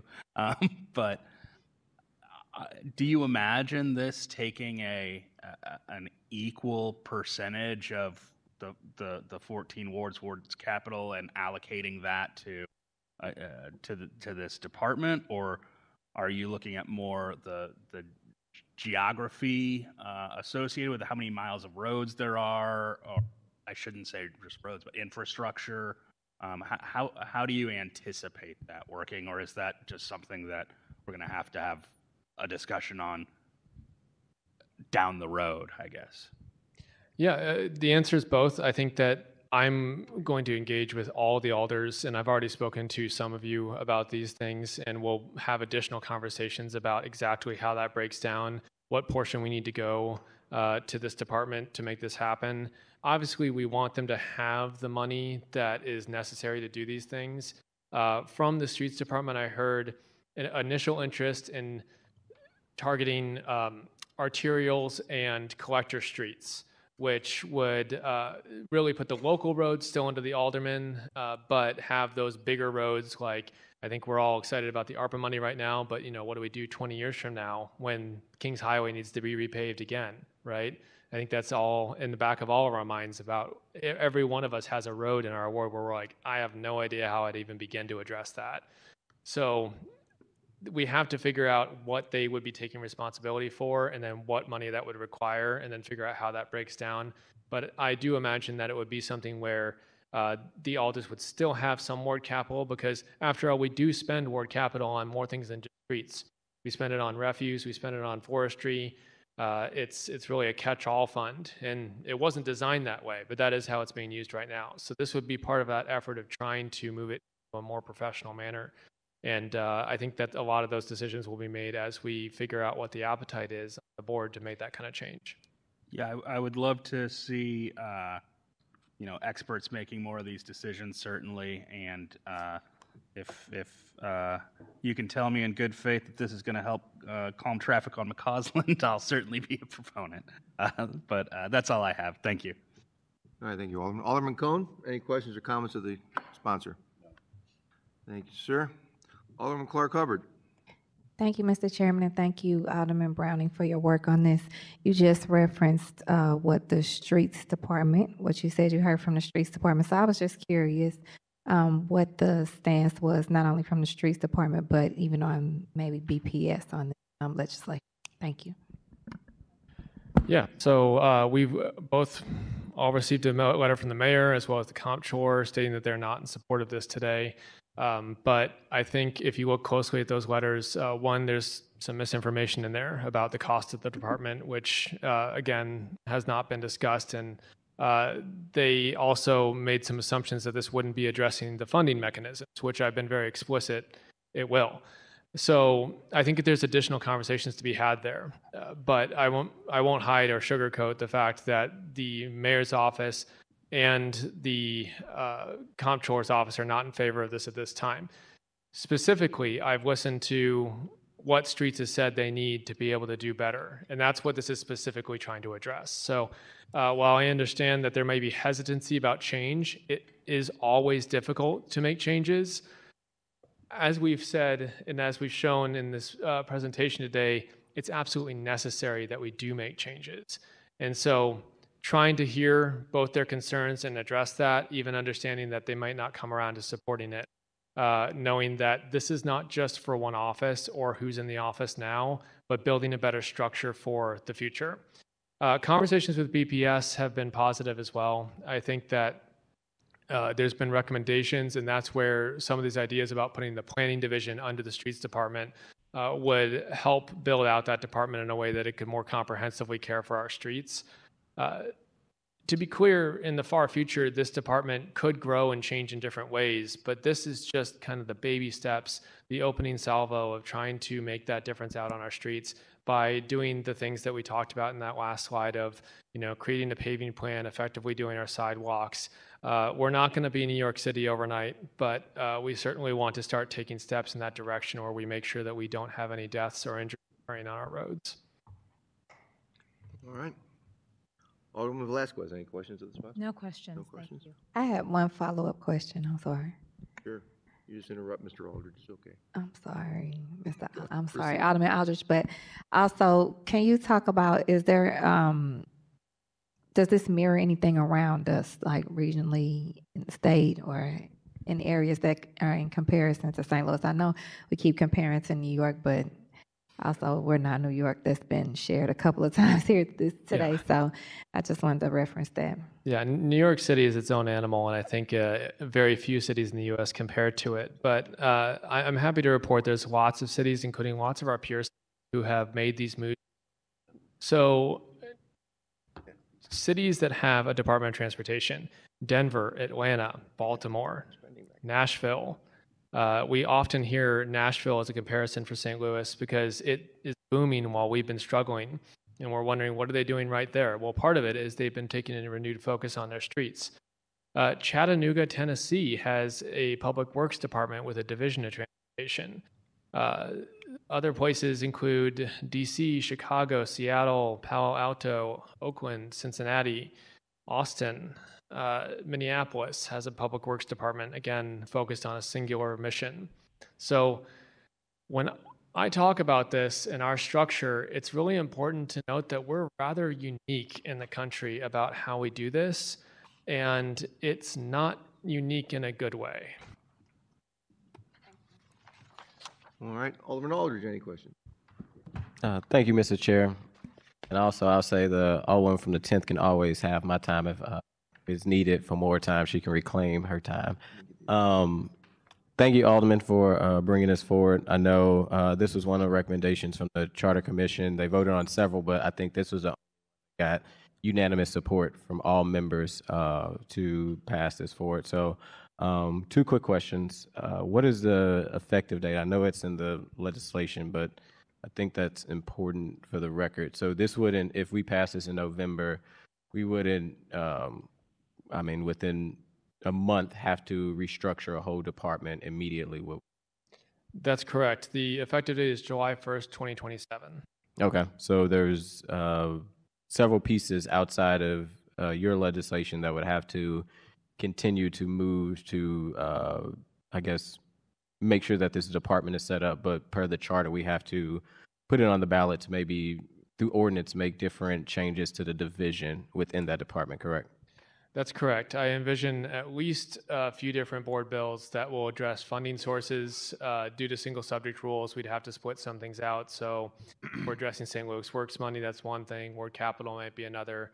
And by the way, with Ward capital, there's an excellent chance to look at that structure and how it's built currently as well. It's been set in a certain way, certain percentages go to certain areas. And as we're discussing about looking at this, that would be an opportunity to also re-examine that and see if it's most effective to what it's going towards. But I think that we're talking individual board bills for each one of these pieces, meaning that if you agree with this overall concept, then this is a bill that you can vote for today. Not too much changes from this board bill. It just opens the door to that change. The real details get decided in the future, and that's where we're going to have that engagement and be talking with each other about what we all think can actually be done and what would be something we'd be comfortable with. So each one of those board bills would be an opportunity to really dig into that and make those changes in a really thoughtful way. So if voters would have passed this at 60% on the November ballot, just so I'm clear, what you're saying is, say no legislation move beyond after it's passed for those 2-3 years or whatever, no legislation move, essentially we wouldn't be vacant from a department. We would still have what we currently have, which I also agree isn't, city's kind of antiquated, but it wouldn't stop like any progress in the street department. After this is passed, technically there's only up from here to try to improve the department through different division ordinance, correct? Correct. The department would still be able to operate as normal. The department would still be able to do its mission and get out in the streets and maintain them in the way they are doing. However, we wouldn't see any of this positive change that moves us in a better direction of caring for all road users. But if that date came and went and nothing changed, then the department would continue still to operate. It would just be named differently. That being said, that's fully not my intention, and I hope it's none of ours, because we have a real crisis in our city that we need to address, and if we don't do anything over the next 2 years, that would be a failure on our part, especially if the public spoke and said, we want this, and then we did nothing to actually facilitate it. Thank you. No further questions. All right, thank you, Alderman Browning. I agree that this is a wonderful concept. You mentioned Nashville, but Nashville's progress is done because they actually did something we probably won't do in my lifetime, is merging the city and county and creating a unified metropolitan area, which is a goal that will probably never be reached. As in this taking place, yes, this is not going to, if it would come out today, and I'm hesitant to take a vote today because I would like to hear from either in a written statement for our next meeting, which we are going to have a next meeting, from BPS and from the street department themselves. I think you and I spoke about meeting with some of the members of the street department to go over this. So, yeah, as far as how the spending mechanism is going to be integrated into this and how we're going to change which is much easier now with only 14 of us than there was when there was 28 of us. Everybody wanting to money for their little fiefdoms, as we used to call them. So I will put this on hold. I would like to, for our next hearing, which I will get with the clerk and see how our schedule looks. But we will be having another hearing on these, and I thank you for your time. And currently, we do have Alderman Cohn's got 2 bills coming up that we're going to discuss shortly, but Madam Comptroller is here, and she has written statements in regards to 71 and 61, so she wanted to speak her piece while she's here also, Mike.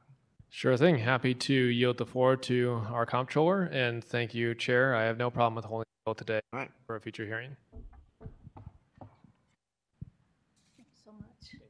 Thank you. Thank you, Mr. Chairman. Honorable. It sounds ridiculous, but you'll have to state your name for the record, and I have to swear you in. So, you swear the testimony you give today will be the truth, the whole truth, and nothing but the truth? I do. All right. State your name and please proceed, Madam. I'm Darlene Green. I'm the Comptroller for the City of St. Louis, and I thank you for allowing me to speak briefly here. And I am taking them generally 61, 71, and 30, even though that's not in the committee. It's perfected, I believe, and all of that. But the point I want to make has to do with the city's credit. We are the Comptroller's office. We care about having good credit. I think the whole city should care because you do have plans, and no plan is going to go through without having good credit. I just want to start with that. The proposed charter changes are presented right now in 9 board bills: Board Bill 30, Board Bill 60, Board Bill 61, 71, 72, 3, 5, 6, and 7. Some of the proposed charter changes have been submitted by the Charter Commission.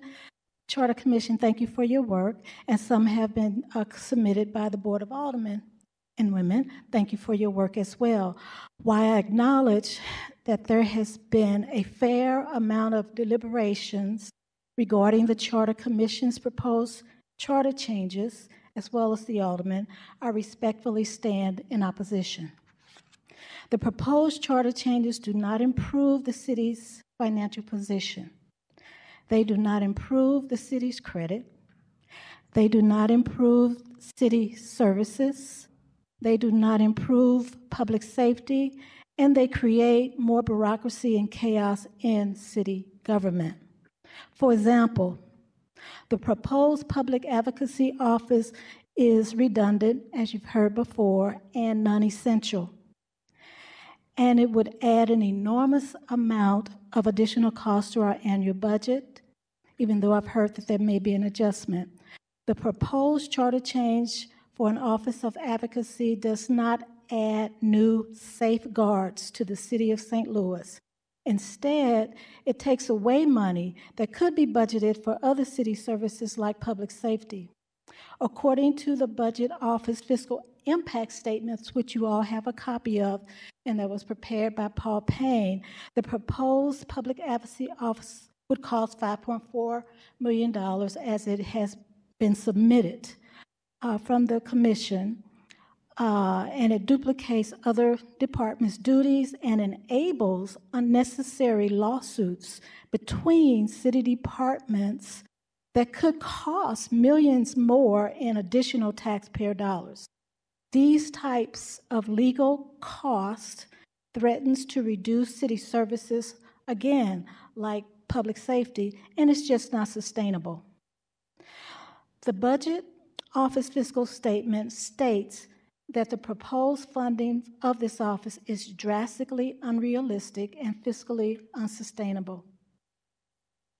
There's only one public advocacy office in the whole entire country, and that, of course, is in New York. And in a very recent article, just 2 weeks ago, the Wall Street Journal has just written comments about that office, saying the office has turned harmful to the city of New York. And that article is also attached. You have a copy of the article with my comments. The elected public advocacy office is not about protecting or supporting the cities against any corruption or any abuse, but it's different in our city because our current government structure includes the elected controller, who serves as an independent public advocate for the people and a watchdog over the taxpayers' dollars. And the 14 elected aldermen and alderwomen serve as public advocates in each of their wards. So currently, the independent elected controller and the aldermen and alderwomen advocate for the community without any duplication of duties. The current policy that we have that governs the budget process provides for a layer of structural protection and accountability in local government finances that strengthen the city's credit rating. The irresponsible proposed charter change to permit the Board of Aldermen to increase any item in the city's annual budget will remove a very sound budget process that rating agencies currently recognize as an important component of the city's strong fiscal management. The Budget Office Fiscal Impact Statement reports it will weaken the city's credit. The city's strong fiscal management is counted as one of the important components for our city's credit rating upgrades. And this misguided proposed charter change threatens to take that away. Now let's look at last year. Last year, 2023, during the city's credit assessment by all three of the credit rating agencies, we were upgraded. May 19, 2023, Standard & Poor's upgraded the city's credit to an A+ from an A rating, citing strong management with good financial management policies under their financial management assessment criteria.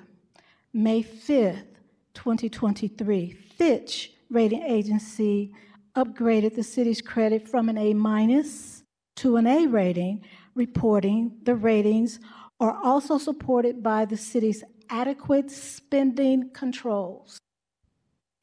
And on September 19, 2023, Moody's rating agency upgraded the city's credit to an A2 from an A3. Moody's reported, in part, the financial improvement was largely driven by careful budget management. It is most certainly confirmed that each of the rating agencies reported that the city's good credit depends on its sound financial management and budgeting policies. These misguided charter changes would ruin what is good with city government finance structure. The city has earned and maintained good credit for 30 years. And it's for its strong fiscal management and budgeting policy. Protecting and maintaining the city's good credit is hard work. That's why I'm fighting so hard against these misguided charter changes that would damage the city's credit. Once again, these charter changes would remove careful budget management. These are the words of the rating agencies. Good financial policies and adequate spending controls. Rating agencies regularly report that St. Louis City must have these to earn and to maintain its good credit. The proposed charter change to create a transportation department, renaming the streets department, which is what's submitted, appears to be ill-conceived. According to the Budget Office Fiscal Impact Statement again, the proposed transportation department would add an additional ongoing cost to the city's annual operating budget of $2 million. This proposed charter change adds no improvements, but would combine city departments' functions, eventually leading to more bureaucracy and possible chaos. This perhaps is more of a policy change to change the workflow, to get the work done, and not a charter change. If the people we elected to represent us will not work to protect the good credit of the city, then the voters must do it and reject charter changes to protect the city's good credit. The proposed changes are irresponsible at best, and they offer no improvements, no new safeguards or protections, and they threaten the health and well-being of our good credit and our good government structures. I urge this committee to not let these misguided charter changes ruin what is good with the city's financial and budgeting policies. I want to thank you for allowing me to read the statement. I do have all of the rating agency reports posted on my website, the Comptroller's website, so that you can read what it is that Moody's is saying, what Standard & Poor's is saying, and what Fitch is saying. Like I said, it's very hard work to get good credit in the first place, and it's certainly hard to maintain it. And we don't want to mess around with doing anything that would hurt our good credit, because right now, you know, for the last several years, we've been able to issue no tax increase bond issues, which means we're not raising city homeowners' real estate taxes when we issue a bond for firefighters' equipment, uniforms, and all that stuff. The public safety stuff that we must have. We issue those without raising your taxes. You mess with our credit, then you'll mess with the ability of those kinds of things to happen on behalf of the citizens that have chosen to live and work in the city of St. Louis. And so again, I thank you. And I thank you for your hard work, because you all are all hardworking servants as we are and all throughout the city. So thank you and God bless. All right. Thank you, Madam Comptroller. Chair Vollmer, we also have from the Charter Commission, and if he wanted to speak, Scott Intagliata. Chair, I do have a couple of comments, questions Okay. that I'd like to address. Questions of my? Yes, of the comptroller, and just a couple comments. Please, she's. Madam Comptroller, I've got a couple of Or you yield the question. questions. All right. So one, I want to thank you for obviously your commitment and service to the city. And I want to thank you for sending over your comments. They were sent over just a few minutes before the meeting, so I haven't had a chance to look at them in depth, but I will. I know that some of the numbers pieces may change. I do want to point out that the article you sent over from the Wall Street Journal that was recently published is actually an opinion piece. And I think it's important to note it's not a news article. One of the authors actually was the president of the board when the Supreme Court ruling happened and lost an election, so he might have a bit of an axe to grind. So I just think it's, important for the context of in which we look at it, that it is an opinion piece with somebody who has an opinion. Well, thank you for that. I appreciate that. It is an opinion piece from the Wall Street Journal. It's timely, and I thought that we should know what the feeling is, and that's why you have a copy of the article. I want to be very transparent about that. Right, but it's co-authored opinion. by... It does say opinion piece, and it gives the background of the authors at the bottom of the article. Right. Absolutely. But it's not a Wall Street Journal opinion piece. It's authored by the former New York City Council person who lost an election Published in the after Wall Street. reoriented the board of E&E. Published, yeah, it was published. So One of his advisors. I'm not a technical newspaper person, but I understand what your point. Thank you. I appreciate that. And then can you just talk a little bit about, I know that some of the comments that you had were related to budget and money. Some of your other comments are not. Can you talk about how, I know that, let me back up. One of the things you mentioned in your, of being against this proposed budget change that the Charter Commission recommended, and maybe this is where Alderman Aldrich is going, so I don't want to talk about your bill too much. But I do think it's interesting to note that granting more budget authority in other cities, does Kansas City have a good credit rating? I will say to you, and Alderwoman, I respect you as well as a sponsor. I respect this whole entire committee. I respect all of the aldermen, the whole gamut. I've worked with aldermen, as you know, for more than 30 years because I was the previous budget director for the city of St. Louis. You might not know that, but I was budget director before I became the comptroller. So I am a true public servant, and I have been working on behalf of the city as a public servant, as a non-elected. So I truly care about this city. So when you talk about policy, the Board of Aldermen can add. And with that, by approval of the Board of E&A. Now let me break that down. The Board of E&A, as you know, is made up of 3 members, 3 equal members, and 1 is the president of the Board of Aldermen. So when you receive a budget, you receive a budget that has been scrutinized by all 3 members equally. The president of the Board of Aldermen, the comptroller, and the mayor. So 3 equal votes give you a budget every May 1st. 3 equal votes. One of those people represents 14. And that's the 14 aldermen. That's your president.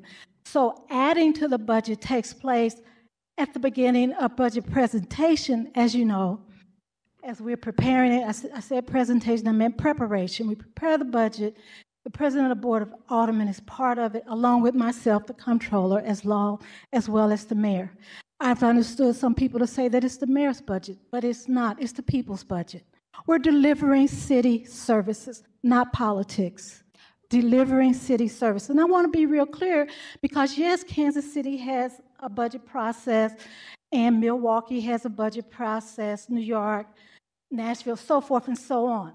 But adding has never been a problem for Board of Aldermen in the city of St. Louis without it being an add only. Because what you're asking me is, should you add and subtract? In other words, can we give you a budget and then you tear it apart? That's actually not what I was going to ask. With all due Well, respect, that's Comptroller, okay. I apologize. I understand how the Ask budgeting me process about works. Well, adding. I didn't get a chance to ask my You question. did ask me about adding. What I'm going to try and do And that right is now. what the Board Bill 30 is all about. Right, but I was going to ask if other cities that comparable, so like Kansas City, maybe Milwaukee, or other cities that have, where their city councils have more budget authority than we do currently. And my question was, I assume that some of those cities also have a good credit rating. And based on, well, I was trying to ask my question. Okay, go ahead. So that is my question. So you've talked about, and I think we agree, I don't want to speak to colleagues, how important it is for us to maintain a good credit rating. Well, and there are other cities with more authority over their budget that would also indicate that they have good credit ratings and they can manage them. So I just, more cities have better credit than we do. Let's just start there. We do not have the best. Right down the street, less than 6 miles from here, or less than wherever the line is in St. Louis County, they have a AAA. I don't know if we'll ever get there, but AAA credit is in St. Louis County. That's a bedroom community. Their population is much higher than theirs, and their taxes are not dependent on the economics. Economically, conditions control our taxes. So we have a different kind of budget makeup. So what the components that a rating agency must do is look at what do we have that's valuable. And one of the main things that we have in our city of St. Louis, that's why I encourage you to read the report, because our reports are different. They publish them and they are readily available for all cities, even Kansas City and not ones you think you'd ask me about. But for us, good financial management has given us an increase every single time. When we have done things that give our financial situation a gap or a crack, we have had credit rating downgrades. right, I guess my question is that there are other cities that have more budget authority, and what you're saying is they may have at least or better than our The credit. budget authority is not the issue. The Well, but budget, describing on how that's a component of how a city's credit score is rated. what is important is protecting the credit by strengthening the policies. So when you are able to add with the permission of the Board of E&A, that is a better policy than when you're adding without the permission of E&A, that is seen as a better policy by the rating agencies. I didn't create the policies of the rating agencies. I just know them well. And I know that we're probably not going to become a city like the St. Louis County, which is our closest example. They have a triple A. We still have a single A. We're barely in the A category. We barely made it. And Yahoo, we got an A+ from one, which is Standard & Poor's. So that is significant because when we received that, we hadn't had one in 35 years, and that was in 2008. So now we're in 2024. And so we've had a good run. I would hate to have us be misguided and turn the clock back on the city's credit. Thank you. That's all the questions I have. Thank you, And thank you for Comptroller the Green. question. Any other questions from the committee? Alderman Aldridge? Thank you, Mr. Chairman and members of the board. Thank you, Comptroller, for being here and your years of dedication to the city and the great work that you have done to increase our credit rating. One question is, in one of your documents, you continue to refer to the budget office financial or impact. Do you have that document? Because I don't think that committee for each of those bills have that, nor is it. It was attached. Here's mine. So this breaks down the That's numbers. prepared by Paul Payne. And he started with Board Bill 71, which is the Public Advocacy, 61, which is transportation, and then he went to 30. I had not asked him to comment on 30 because I knew he had commented publicly, but he, as well as myself and my office staff, which they are here, they're the ones that asked me, Comptroller, what are you going to do about Board Bill 30? That's why you saw the article, because then I had to go find where Board Bill 30 was. And so it was in the mayor's office, and then I understand it came back to the board. But that's what the innocence, it was from an employee of mine saying, you know, what are you going to do about Board Bill 30? Because we all care about the city. We all work hard, and we care about the credit of the city. And so if you want to do something with the streets, you know, to make traveling around the roads safer, you still have to have good credit. And then you talked about matching dollars. Okay, so just so this is I guess a statement prepared by Paul Payne, but I guess we'll have to reach out to him. He talks about the Department of Personnel for Board Bill 70 could cost about $5.4 million. It would be interesting to know where those numbers kind of come from. It comes from the actual bills that was submitted from. It says in the office, correct. that's for Board Bill 71 is what you're speaking. It does have in there the Department of Personnel, and I understand that's going to be changed for as according to the Alder lady sponsoring Board Bill 71, that she's now looking at $1.60 per person, and then the budget is going to be under $500,000 for Board Bill 71. Okay. If that's what you're speaking of, right? I'm not talking about just that one in general. I'm talking about the document. It lays out number, but it's not. It really quickly. Laying that Madam out based Comptroller. on what was submitted. Good.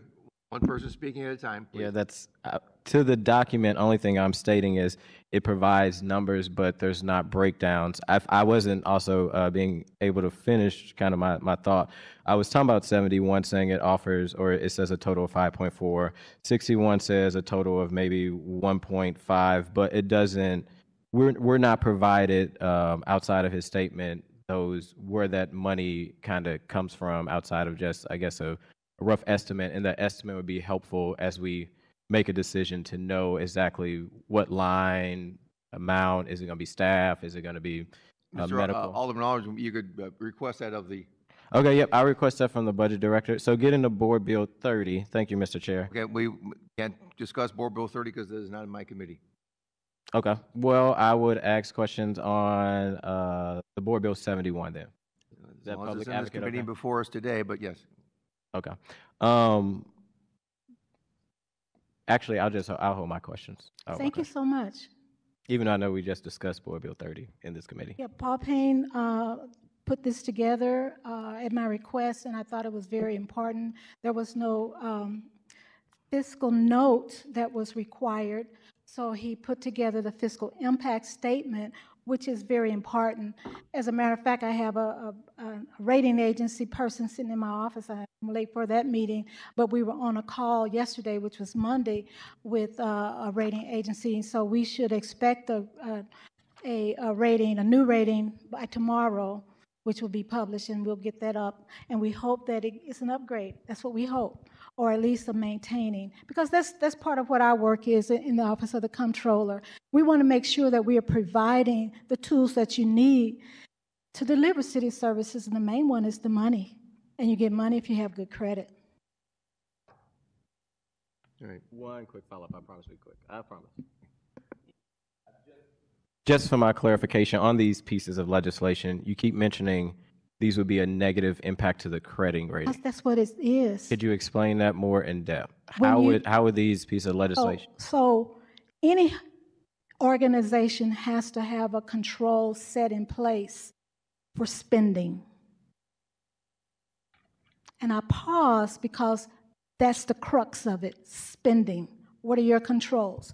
Or is the faucet open? We can't have an open faucet of spending and have a good control or even have any money left. So when you're able to add an item to the budget after it's been delivered over and you've deliberated over it, with the permission of another party, which is the Board of E&A, that is a strong control. And is counted by the rating agencies is strong fiscal management. Without that check, then it will be a weaker control. And I don't think that's pertaining to the. We would be counted as having a weaker management control. Gotcha. I think we talking about 30 again, which the chair don't want. Well, that's what you asked. You asked about how did I know? About Board Bill 71, the one that's in committee. You've also mentioned these would hurt the city credit, so I was curious. That's why. Well, these are about money. When you add employees, that adds money, and you add employees to do functions that are already existing in city government, then without taking away functions of the same type. You didn't take away the comptroller, you didn't take away the city councilor, you didn't take away, the different entities that and public advocate can come and take the duties from. So I'm just speaking about what is written, and then in the way I know how to do it is you give an estimate. And in this case, in Board Bill 71, it was very easy because it says, and this department shall be like the Department of Personnel. So all you do is go to the budget book and look at the budget for the Department of Personnel, and then you say, okay, that's 5.4, boom. And that's how we got that number, because it's listed in the budget line item as well as the regular budget. It's already there, so no one has to do anything but read what it says and then go find the budget of the Department of Personnel. Gotcha. Thank you. You're welcome. All right. Madam Controller, thank you very much for your time today. Thank you so much, guys. I appreciate your time. Okay, with that, we will proceed to Alderman Cohn has two bills before us, 75 and 76. We have not heard from you yet today. Chair Vollmer, Mr. Scott Intagliata was here from the Charter Commission. Okay, is it to a bill in particular or just in general to the process here? Because if we could, I'd like to get the last three bills heard, and then we'll hold some comments and closing comments on the whole process, if that's okay. Let's proceed that way. Is your comments in direct to number 61? Because that was the last bill before us. So if we have three more bills to introduce, and at the end of that, we'll allow comments. If your comments are on the whole process. So we have to take each bill individually the way it's structured here. All right. Alderman Cohn, we'll start with Board Bill number 75. Thank you, Mr. Chair. Board Bill number 75 is one of the recommendations that came from the Charter Commission, or very similar facsimile to what was recommended by the Charter Commission. We left the years blank in this particular bill. I probably should mention I'm not anticipating asking for a vote on either of my board bills today, either Board Bill 75 or 76. My intent is to put these forward before the committee to allow for the initiation of public comment on them, whether that's in the hearing today or through the public over the next couple days or weeks as we move through this process. But with respect to Board Bill 75, amending or changing the charter to provide for municipal election, the primary and general elections to be held in August and November. Whether that is on even years or odd years, I think is a matter of great discussion and importance, and certainly open to feedback from the general public as to their thoughts, and from members of this committee and our illustrious board. This would change the election requirements and the dates for them for the Board of Aldermen, which would become the City Council underneath Board Bill 76. And then also providing for approval voting for county office holders, including or other than rather the circuit attorney. And then would be continually held thereafter for the duration of everyone's terms of 4 years. So that is Board Bill 75 in summary. All right. I'm open to any questions or comments. All right, Alderman Narine, any questions of the sponsor? No questions, thank you. Alderwoman Clark Hubbard. No questions, thank you. Alderwoman Velasquez. No questions. Alderman Aldridge. Nope. No questions. We won't be voting on any of these today, obviously, because we do. These are things that are, and we'll speak to that afterwards. But we will be opening this up for public comment and probably have a meeting next week, so it gives time for the public to digest this and weigh in on it. So if you would, we'll hold that, and if you wanted to proceed to number 76, we can. Thank you, Mr. Chair.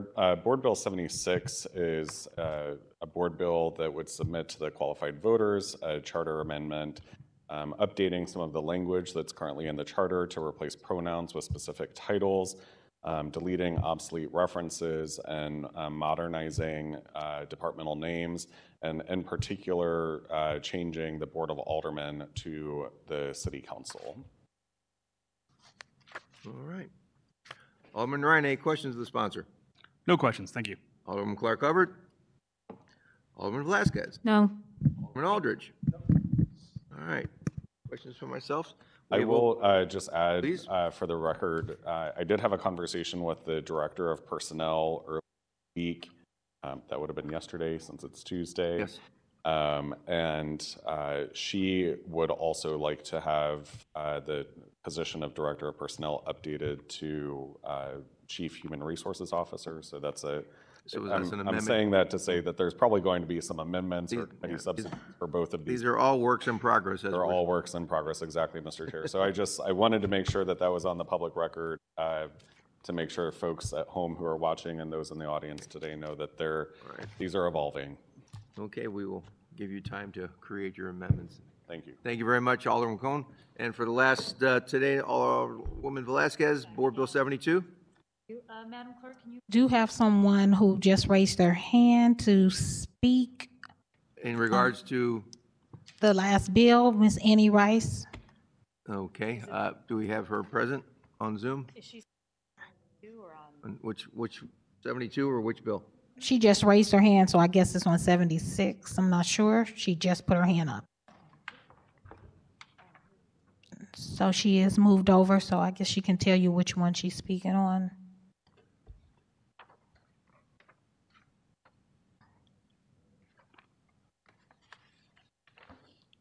Hi there. I'm so sorry. I had sort of general comments on all of the bills if you want to wait.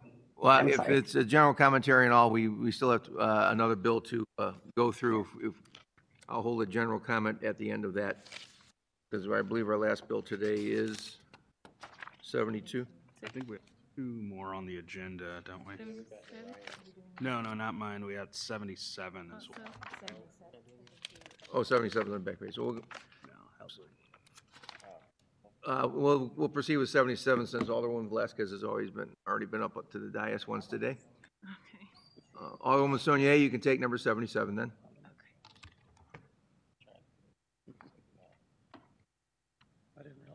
No, they did not. One moment, Tanya, while we get your report.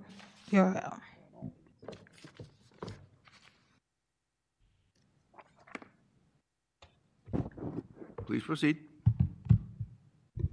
Okay, so I believe that they're working on getting the presentation started, but I can get started and I won't be long.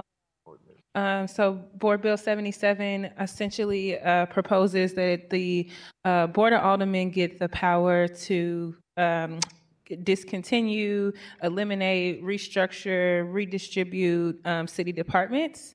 And so I'll just be really, really quick. The first thing that I would take us to is just that it calls for the majority of the Board of Aldermen. So it would take 2/3 of the Board of Aldermen.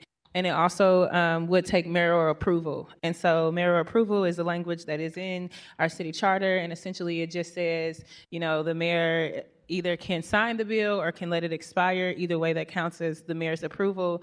But obviously the mayor also for this bill would have the power to veto it. And I do want to make it clear that the intent was the bill is not to do this with the mayor's veto. It's to say that if the majority of Board of Aldermen and the mayor are in agreement, or at least the mayor is not in opposition, then departments can be restructured. Why to do this? I mean, I think it's really simple. We need the ability to adjust our departments. Our city is evolving. Our residential needs are evolving. And so just to allow us the ability to adapt to that. Again, it also does permit flexibility within departmental structure. So I think some of the presentations today kind of touched on some of the things. All right. You can go to the second slide. That's fine.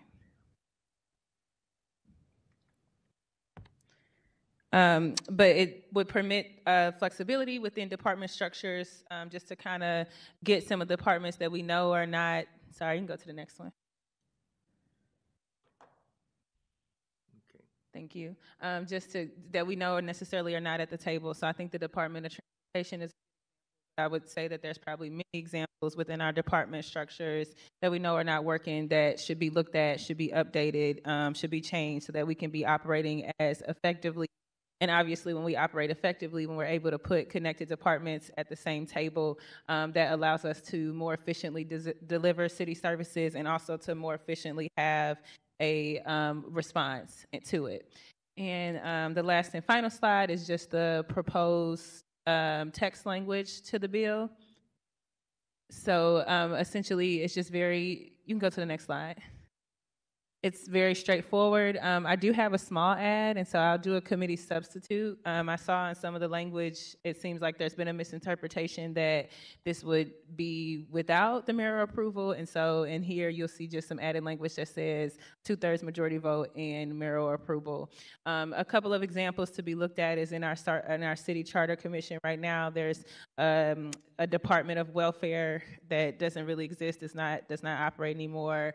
There's a Department of Hospitals, and so there's just many different things within our city charter that should be looked at. And I think we all know as alders that there's probably some thoughts on things that should be restructured within departments. But again, the goal of this bill is to do it collaboratively with the Chief Executive Officer, is to have these two bodies in alignment with these changes in order to do something like restructuring a department. We'll open up to questions. Alderman Cohn, any questions of the sponsor? No question. All right. Oh, I'm sorry, I should have added that I don't intend to call for a vote, and I don't also intend for this to go on the November ballot. I'm really putting this all in front of you so that we can have conversation, we can talk about it, and I would hope that it could make either the March or April ballot. And so we're not entertaining any votes today, we decided. Thank you very much. Alderman Ryan, any questions or comments of the sponsor? Yeah, just one question. So you do have that 2/3 language in there. I note that in other things that is a veto-proof majority. What would happen in your intent here if the mayor did not agree, but the Board of Aldermen overwhelmingly agreed on something? I think for now, my intent is that just because technically the mayor is the chief executive officer, and because also the mayor in a lot of instances represents the departmental voice, is not my intent that it would be something that could be overrode. It would be something that if we were to restructure a department, it would be the executive office and the majority of the Board of Aldermen who were on board with restructuring departments. So if 2/3 of the Board of Aldermen want to do something and the mayor wants to do it, I mean, the mayor can just restructure things right now, right? I mean, I think you can make that argument, but I think similar to what we're going through now, sometimes the things that we do have to do when especially when we're able to file bills is like start the conversation and get things going. You know, obviously the mayor's office, they're always going to have their own set of priorities and their own list of things that they want to see get moving. And so if we are able to have the ability to kind of pursue it through legislation and start the conversation, I think that kind of helps. And again, I am open to conversation on what it might look like.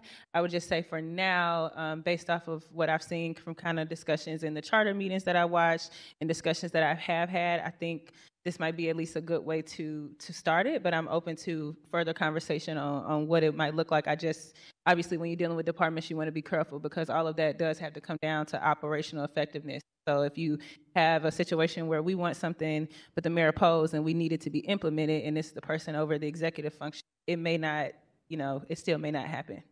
Gotcha. That's all I have. Thank you. All right, thank you, Alderman. Alderwoman Clark Hubbard, any questions or comments? All right, Alderwoman Velazquez. Nope, thank you.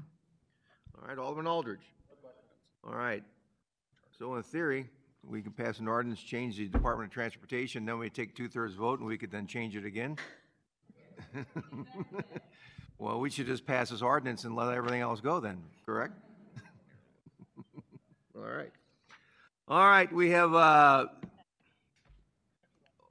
final testimony of the day.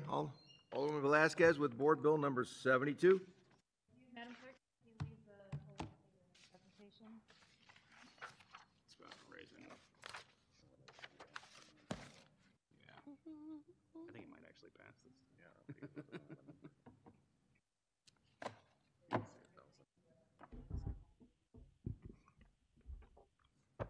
Nobody heard you. Get a green light on there.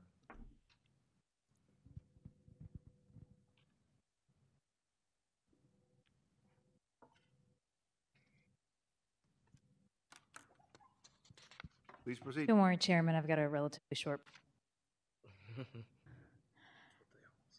For the clerk to pick it up. So this Board Bill 72, I just want to, obviously we all agree we're not taking votes on this today. I was not going to ask for a vote on this anyway. This is relating to municipal fees and fines that are in the charter.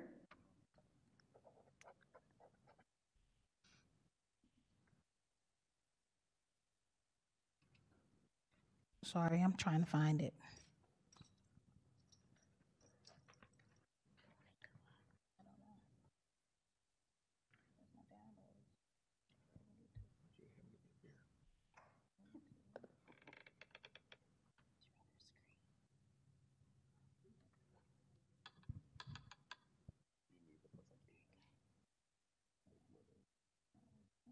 You can start without it.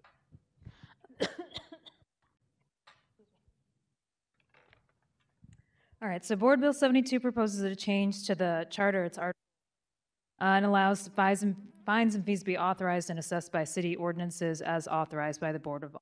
So right now, there is a $500 cap listed in the city charter.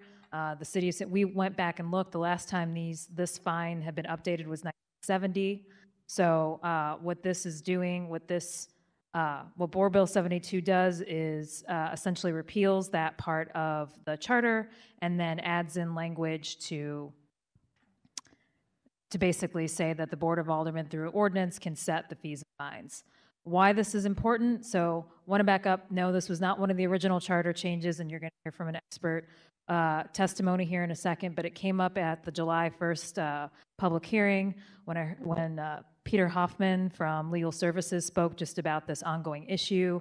And I've seen it in my ward that what we want to do is really go after some of the bad actors in our city. So St. Louis is one of the highest vacancy rates in the country, totaling some $25,000 vacant properties in our city limits. So this change would really give the ability for the city to go after the most problematic owners, many of who now flout the law over and over again because the fee isn't enough. The city doesn't have enough teeth to make a real dent in what they're doing, and they know it, and they just keep paying their fines, paying their taxes, not paying them, and then paying them, and then we've been doing this over and over again. So what it is not meant to do is go after the most vulnerable. I know that I've heard some concerns from different folks that they don't want this to turn into the muni traffic ticket situation over and over again, where the city is either giving its revenue or it's targeting folks who don't have the resources to pay. One of the things that we've been discussing is possibly writing some trigger ordinances that if this does pass, that would safeguard who we go after first, but really it is supposed to be aimed at the folks who are the problem in our city, and I think it's something that needs to happen in part because we're investing so much in addressing vacancy, and we've invested dollars into the Vacancy Collaborative. I know that lots of folks from different places are working on this issue, and what we want to do is give the city more tools. So I don't know if you just want to pull up slide 5, and then I'll answer any questions from the board, or I'm sorry, from the committee.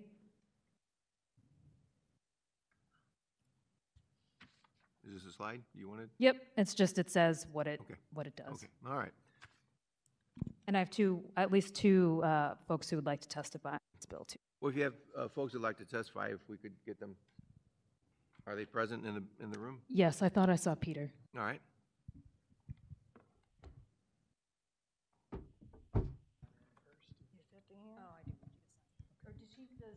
Madam Clerk, does he need to sign in?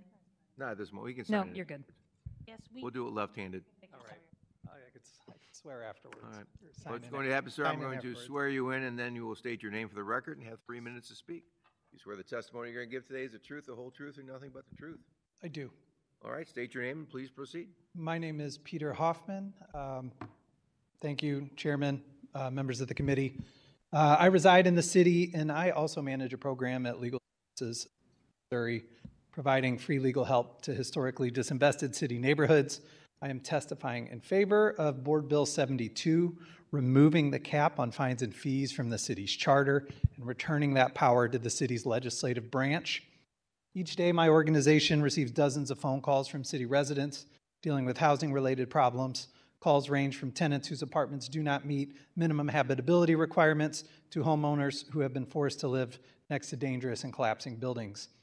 When investigating these cases, we find that seldom is the property owner an individual or a small mom and pop, but instead, and especially since the pandemic, they are increasingly owned by large national corporations and LLCs. Our research further reveals that city fines are perceived to be too low by scofflaws to deter their unlawful behavior and protect the city's public health and safety. One such landlord, with 38 active warrants for her arrest, stated in a lawsuit filed by the city of St. Louis that, quote, her arrests are worth it because she makes approximately $40,000 a month collecting rents from tenants and does not spend any money maintaining properties, end quote. Last month, in the Jeff Vanderloo neighborhood, where land speculation is rampant, 4 historic homes were demolished without a permit by the owner, compromising the integrity of the historic district, leveling the cultural fabric of the neighborhood, and exposing residents to untold dangers and risks. That type of damage is irreversible and all too frequent of an occurrence in North St. Louis City. For this harm, the owners face nothing more than a $500 fine. Restricting fines and fees through the difficult-to-change charter not only hurts the building division's ability to maintain our housing stock, but it leaves all city departments fighting with one hand behind their backs, from traffic enforcement to the health department. Moreover, the inability of our ordinances to achieve effective compliance against those with the most wealth and privilege shakes citizen confidence in local government, and it results in enormous equities in code enforcement. We have given those who can afford the fines immunity from them. It is just the cost of doing business.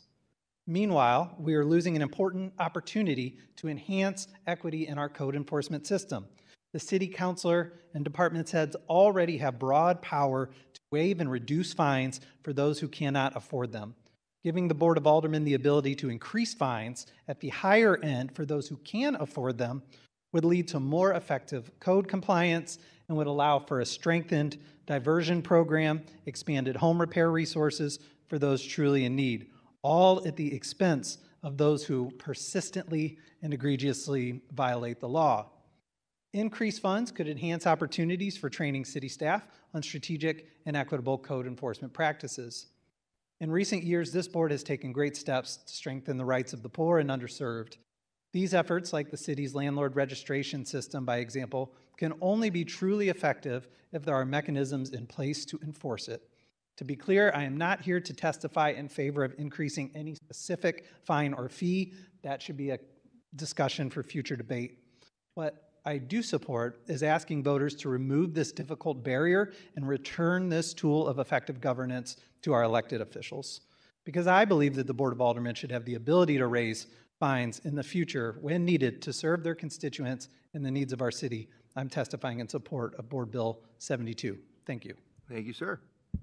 Do you have any questions of the speaker? Alderman Ryan? Covered?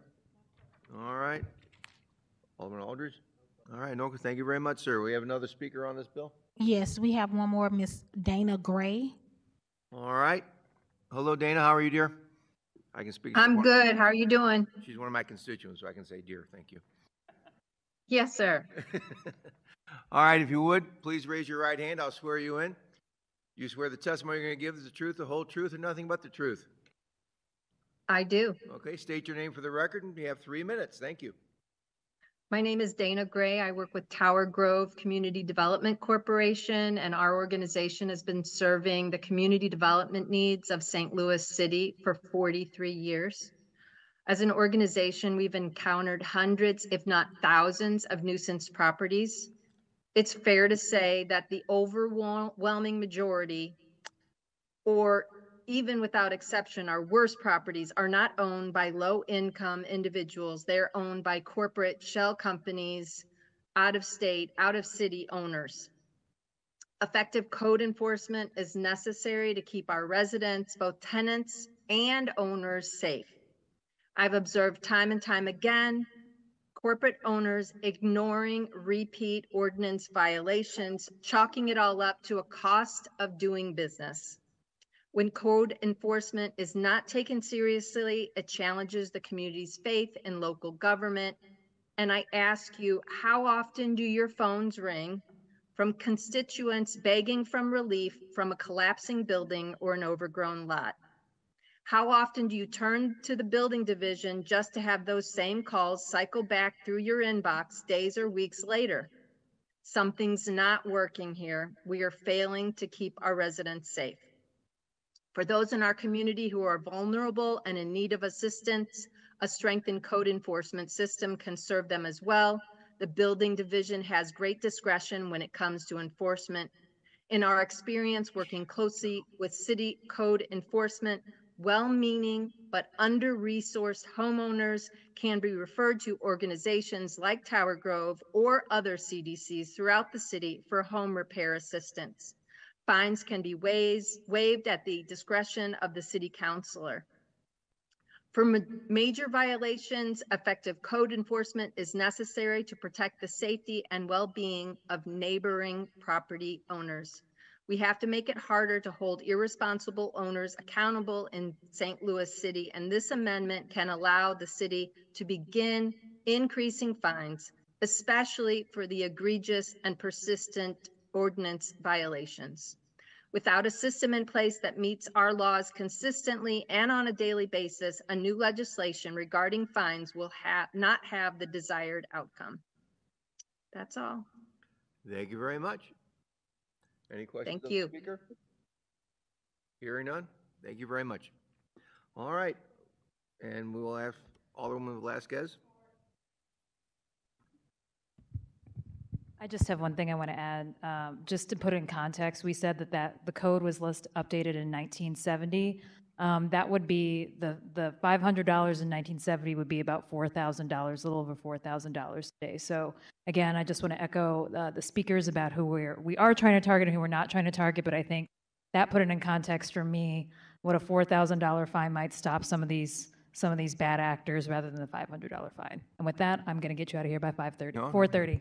Thank you. No, thank you very much. Yeah. 1970, I was making 85 cents an hour busing tables. So yes. All right.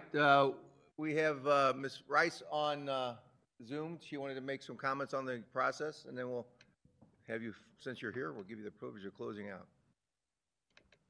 Or is she's still there? Former Alderwoman Rice with us? There you are. If you would, please raise your right hand so I can swear you in. You swear the testimony you're going to give is the truth, the whole truth, and nothing but the truth. Absolutely. All right, state your name, and you have 3 minutes. Great. Thank you so much. I'm Annie Rice. I live in the 8th Ward. I'm testifying today as a former alderperson and co-author of the legislation creating the Charter Commission. So I want to thank you all as I thanked the Charter Commission for their dedication to the commission, to the city, and to the future of the city. It was no small feat for this group of citizens to undertake something this big in the course of a year and with restricted tools at their disposal. So the reason that I wanted to speak sort of in generally about the process is that when we debated this bill, when we debated this process as it came through the Board of Aldermen, the intent was never actually to come back in front of the Board of Aldermen, nor to come back as a board bill that the mayor could weigh in on it as well. The process, the process was that elected officials could have the same input as the members of the public as the process was working through the commission.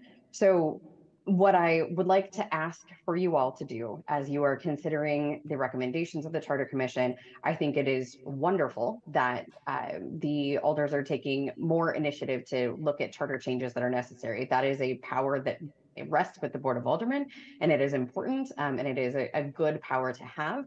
But I would ask that specifically the recommendations that have come from the Charter Commission be sent to the voters. Even if you disagree with the intent or the outcome or have questions about how that will work and function, I would ask that that you pass those through to the voters so that the integrity of the Charter Commission process as a good governance reform can maintain. How that happens is completely up to you at this point. I understand that there were legal decisions or potentially a court ruling saying that this was the process, but I would encourage you to uphold the intent of the process. And that so that as this repeats every 10 years, we don't have a situation where, this board and this mayor may be something that you all support or the public has trust in.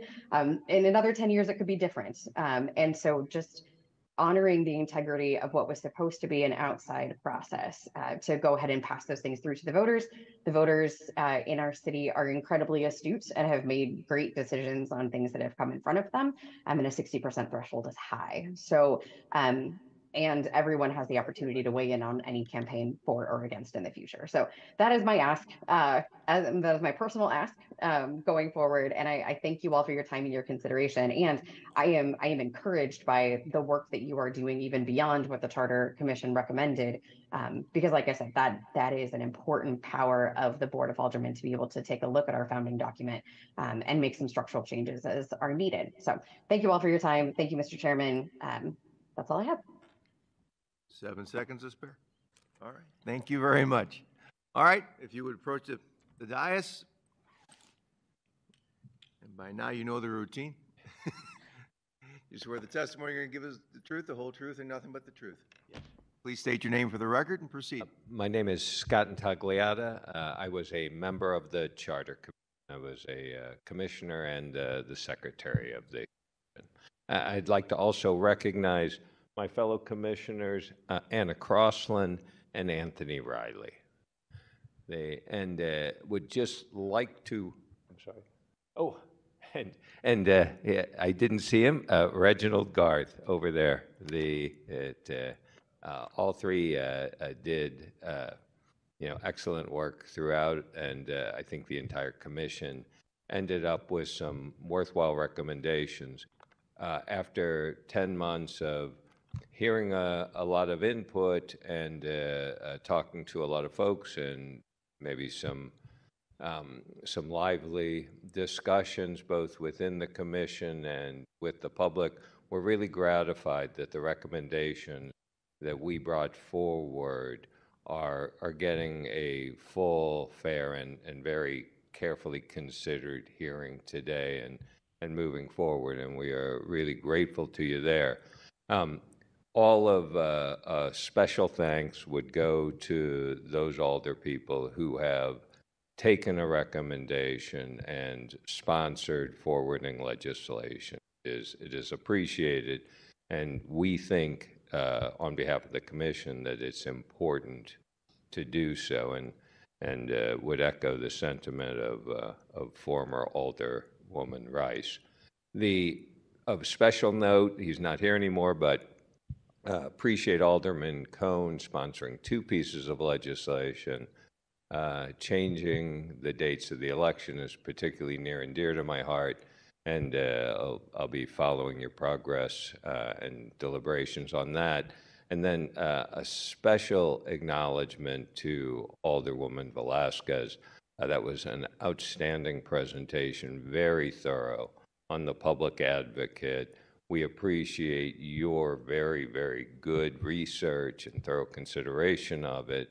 One thing that I would add, if you don't mind, is that in reading through what was pretty voluminous research that we went through, one of the things that hasn't been considered, and certainly wasn't considered maybe in some of the criticism, is that oftentimes, and you folks know better than anybody in public life, the complaints that you hear are oftentimes justified, and real bad things do happen. But oftentimes it's the most persistent, loud, and dramatic voice that gets heard the most often, and it tends to skew our perceptions of these things. And oftentimes the response or the solution is found in an equally strident, persistent, and dramatic voice. That probably does not lend itself to the best well-thought solutions always. And looking at the detail and the papers and the history of results that the Public Advocate's Office has had over a good long time, I was struck by how they had taken citizen input, complaints, and concerns and turned it into definable and analyzable metrics. And so they took real information and they brought real information and analysis back to that. And while there probably would have been easier and perhaps more politically popular solutions, the solutions that they came back with probably made for a better city. And that's one added option that and something to consider when you think through that position. So, but other than that, again, we are very grateful that our recommendations are being considered and forwarded, and we look forward to participating as citizens in this process with you. Thank you. Thank you very much. With that, we will conclude going over board bills for review. To go through line items 5, resolutions for review, or do we have any? Not. Okay. Committee discussions. We've had our written testimony, I believe, turned in. Yes. And I have an announcement. We will have definitely future meetings on this. I will get with the clerk and see what the schedule is, and then we'll post that publicly. With that, I'll entertain. We all were present today, I believe, at one time or another. And I'll entertain a motion to adjourn. So moved. Second. Previous roll.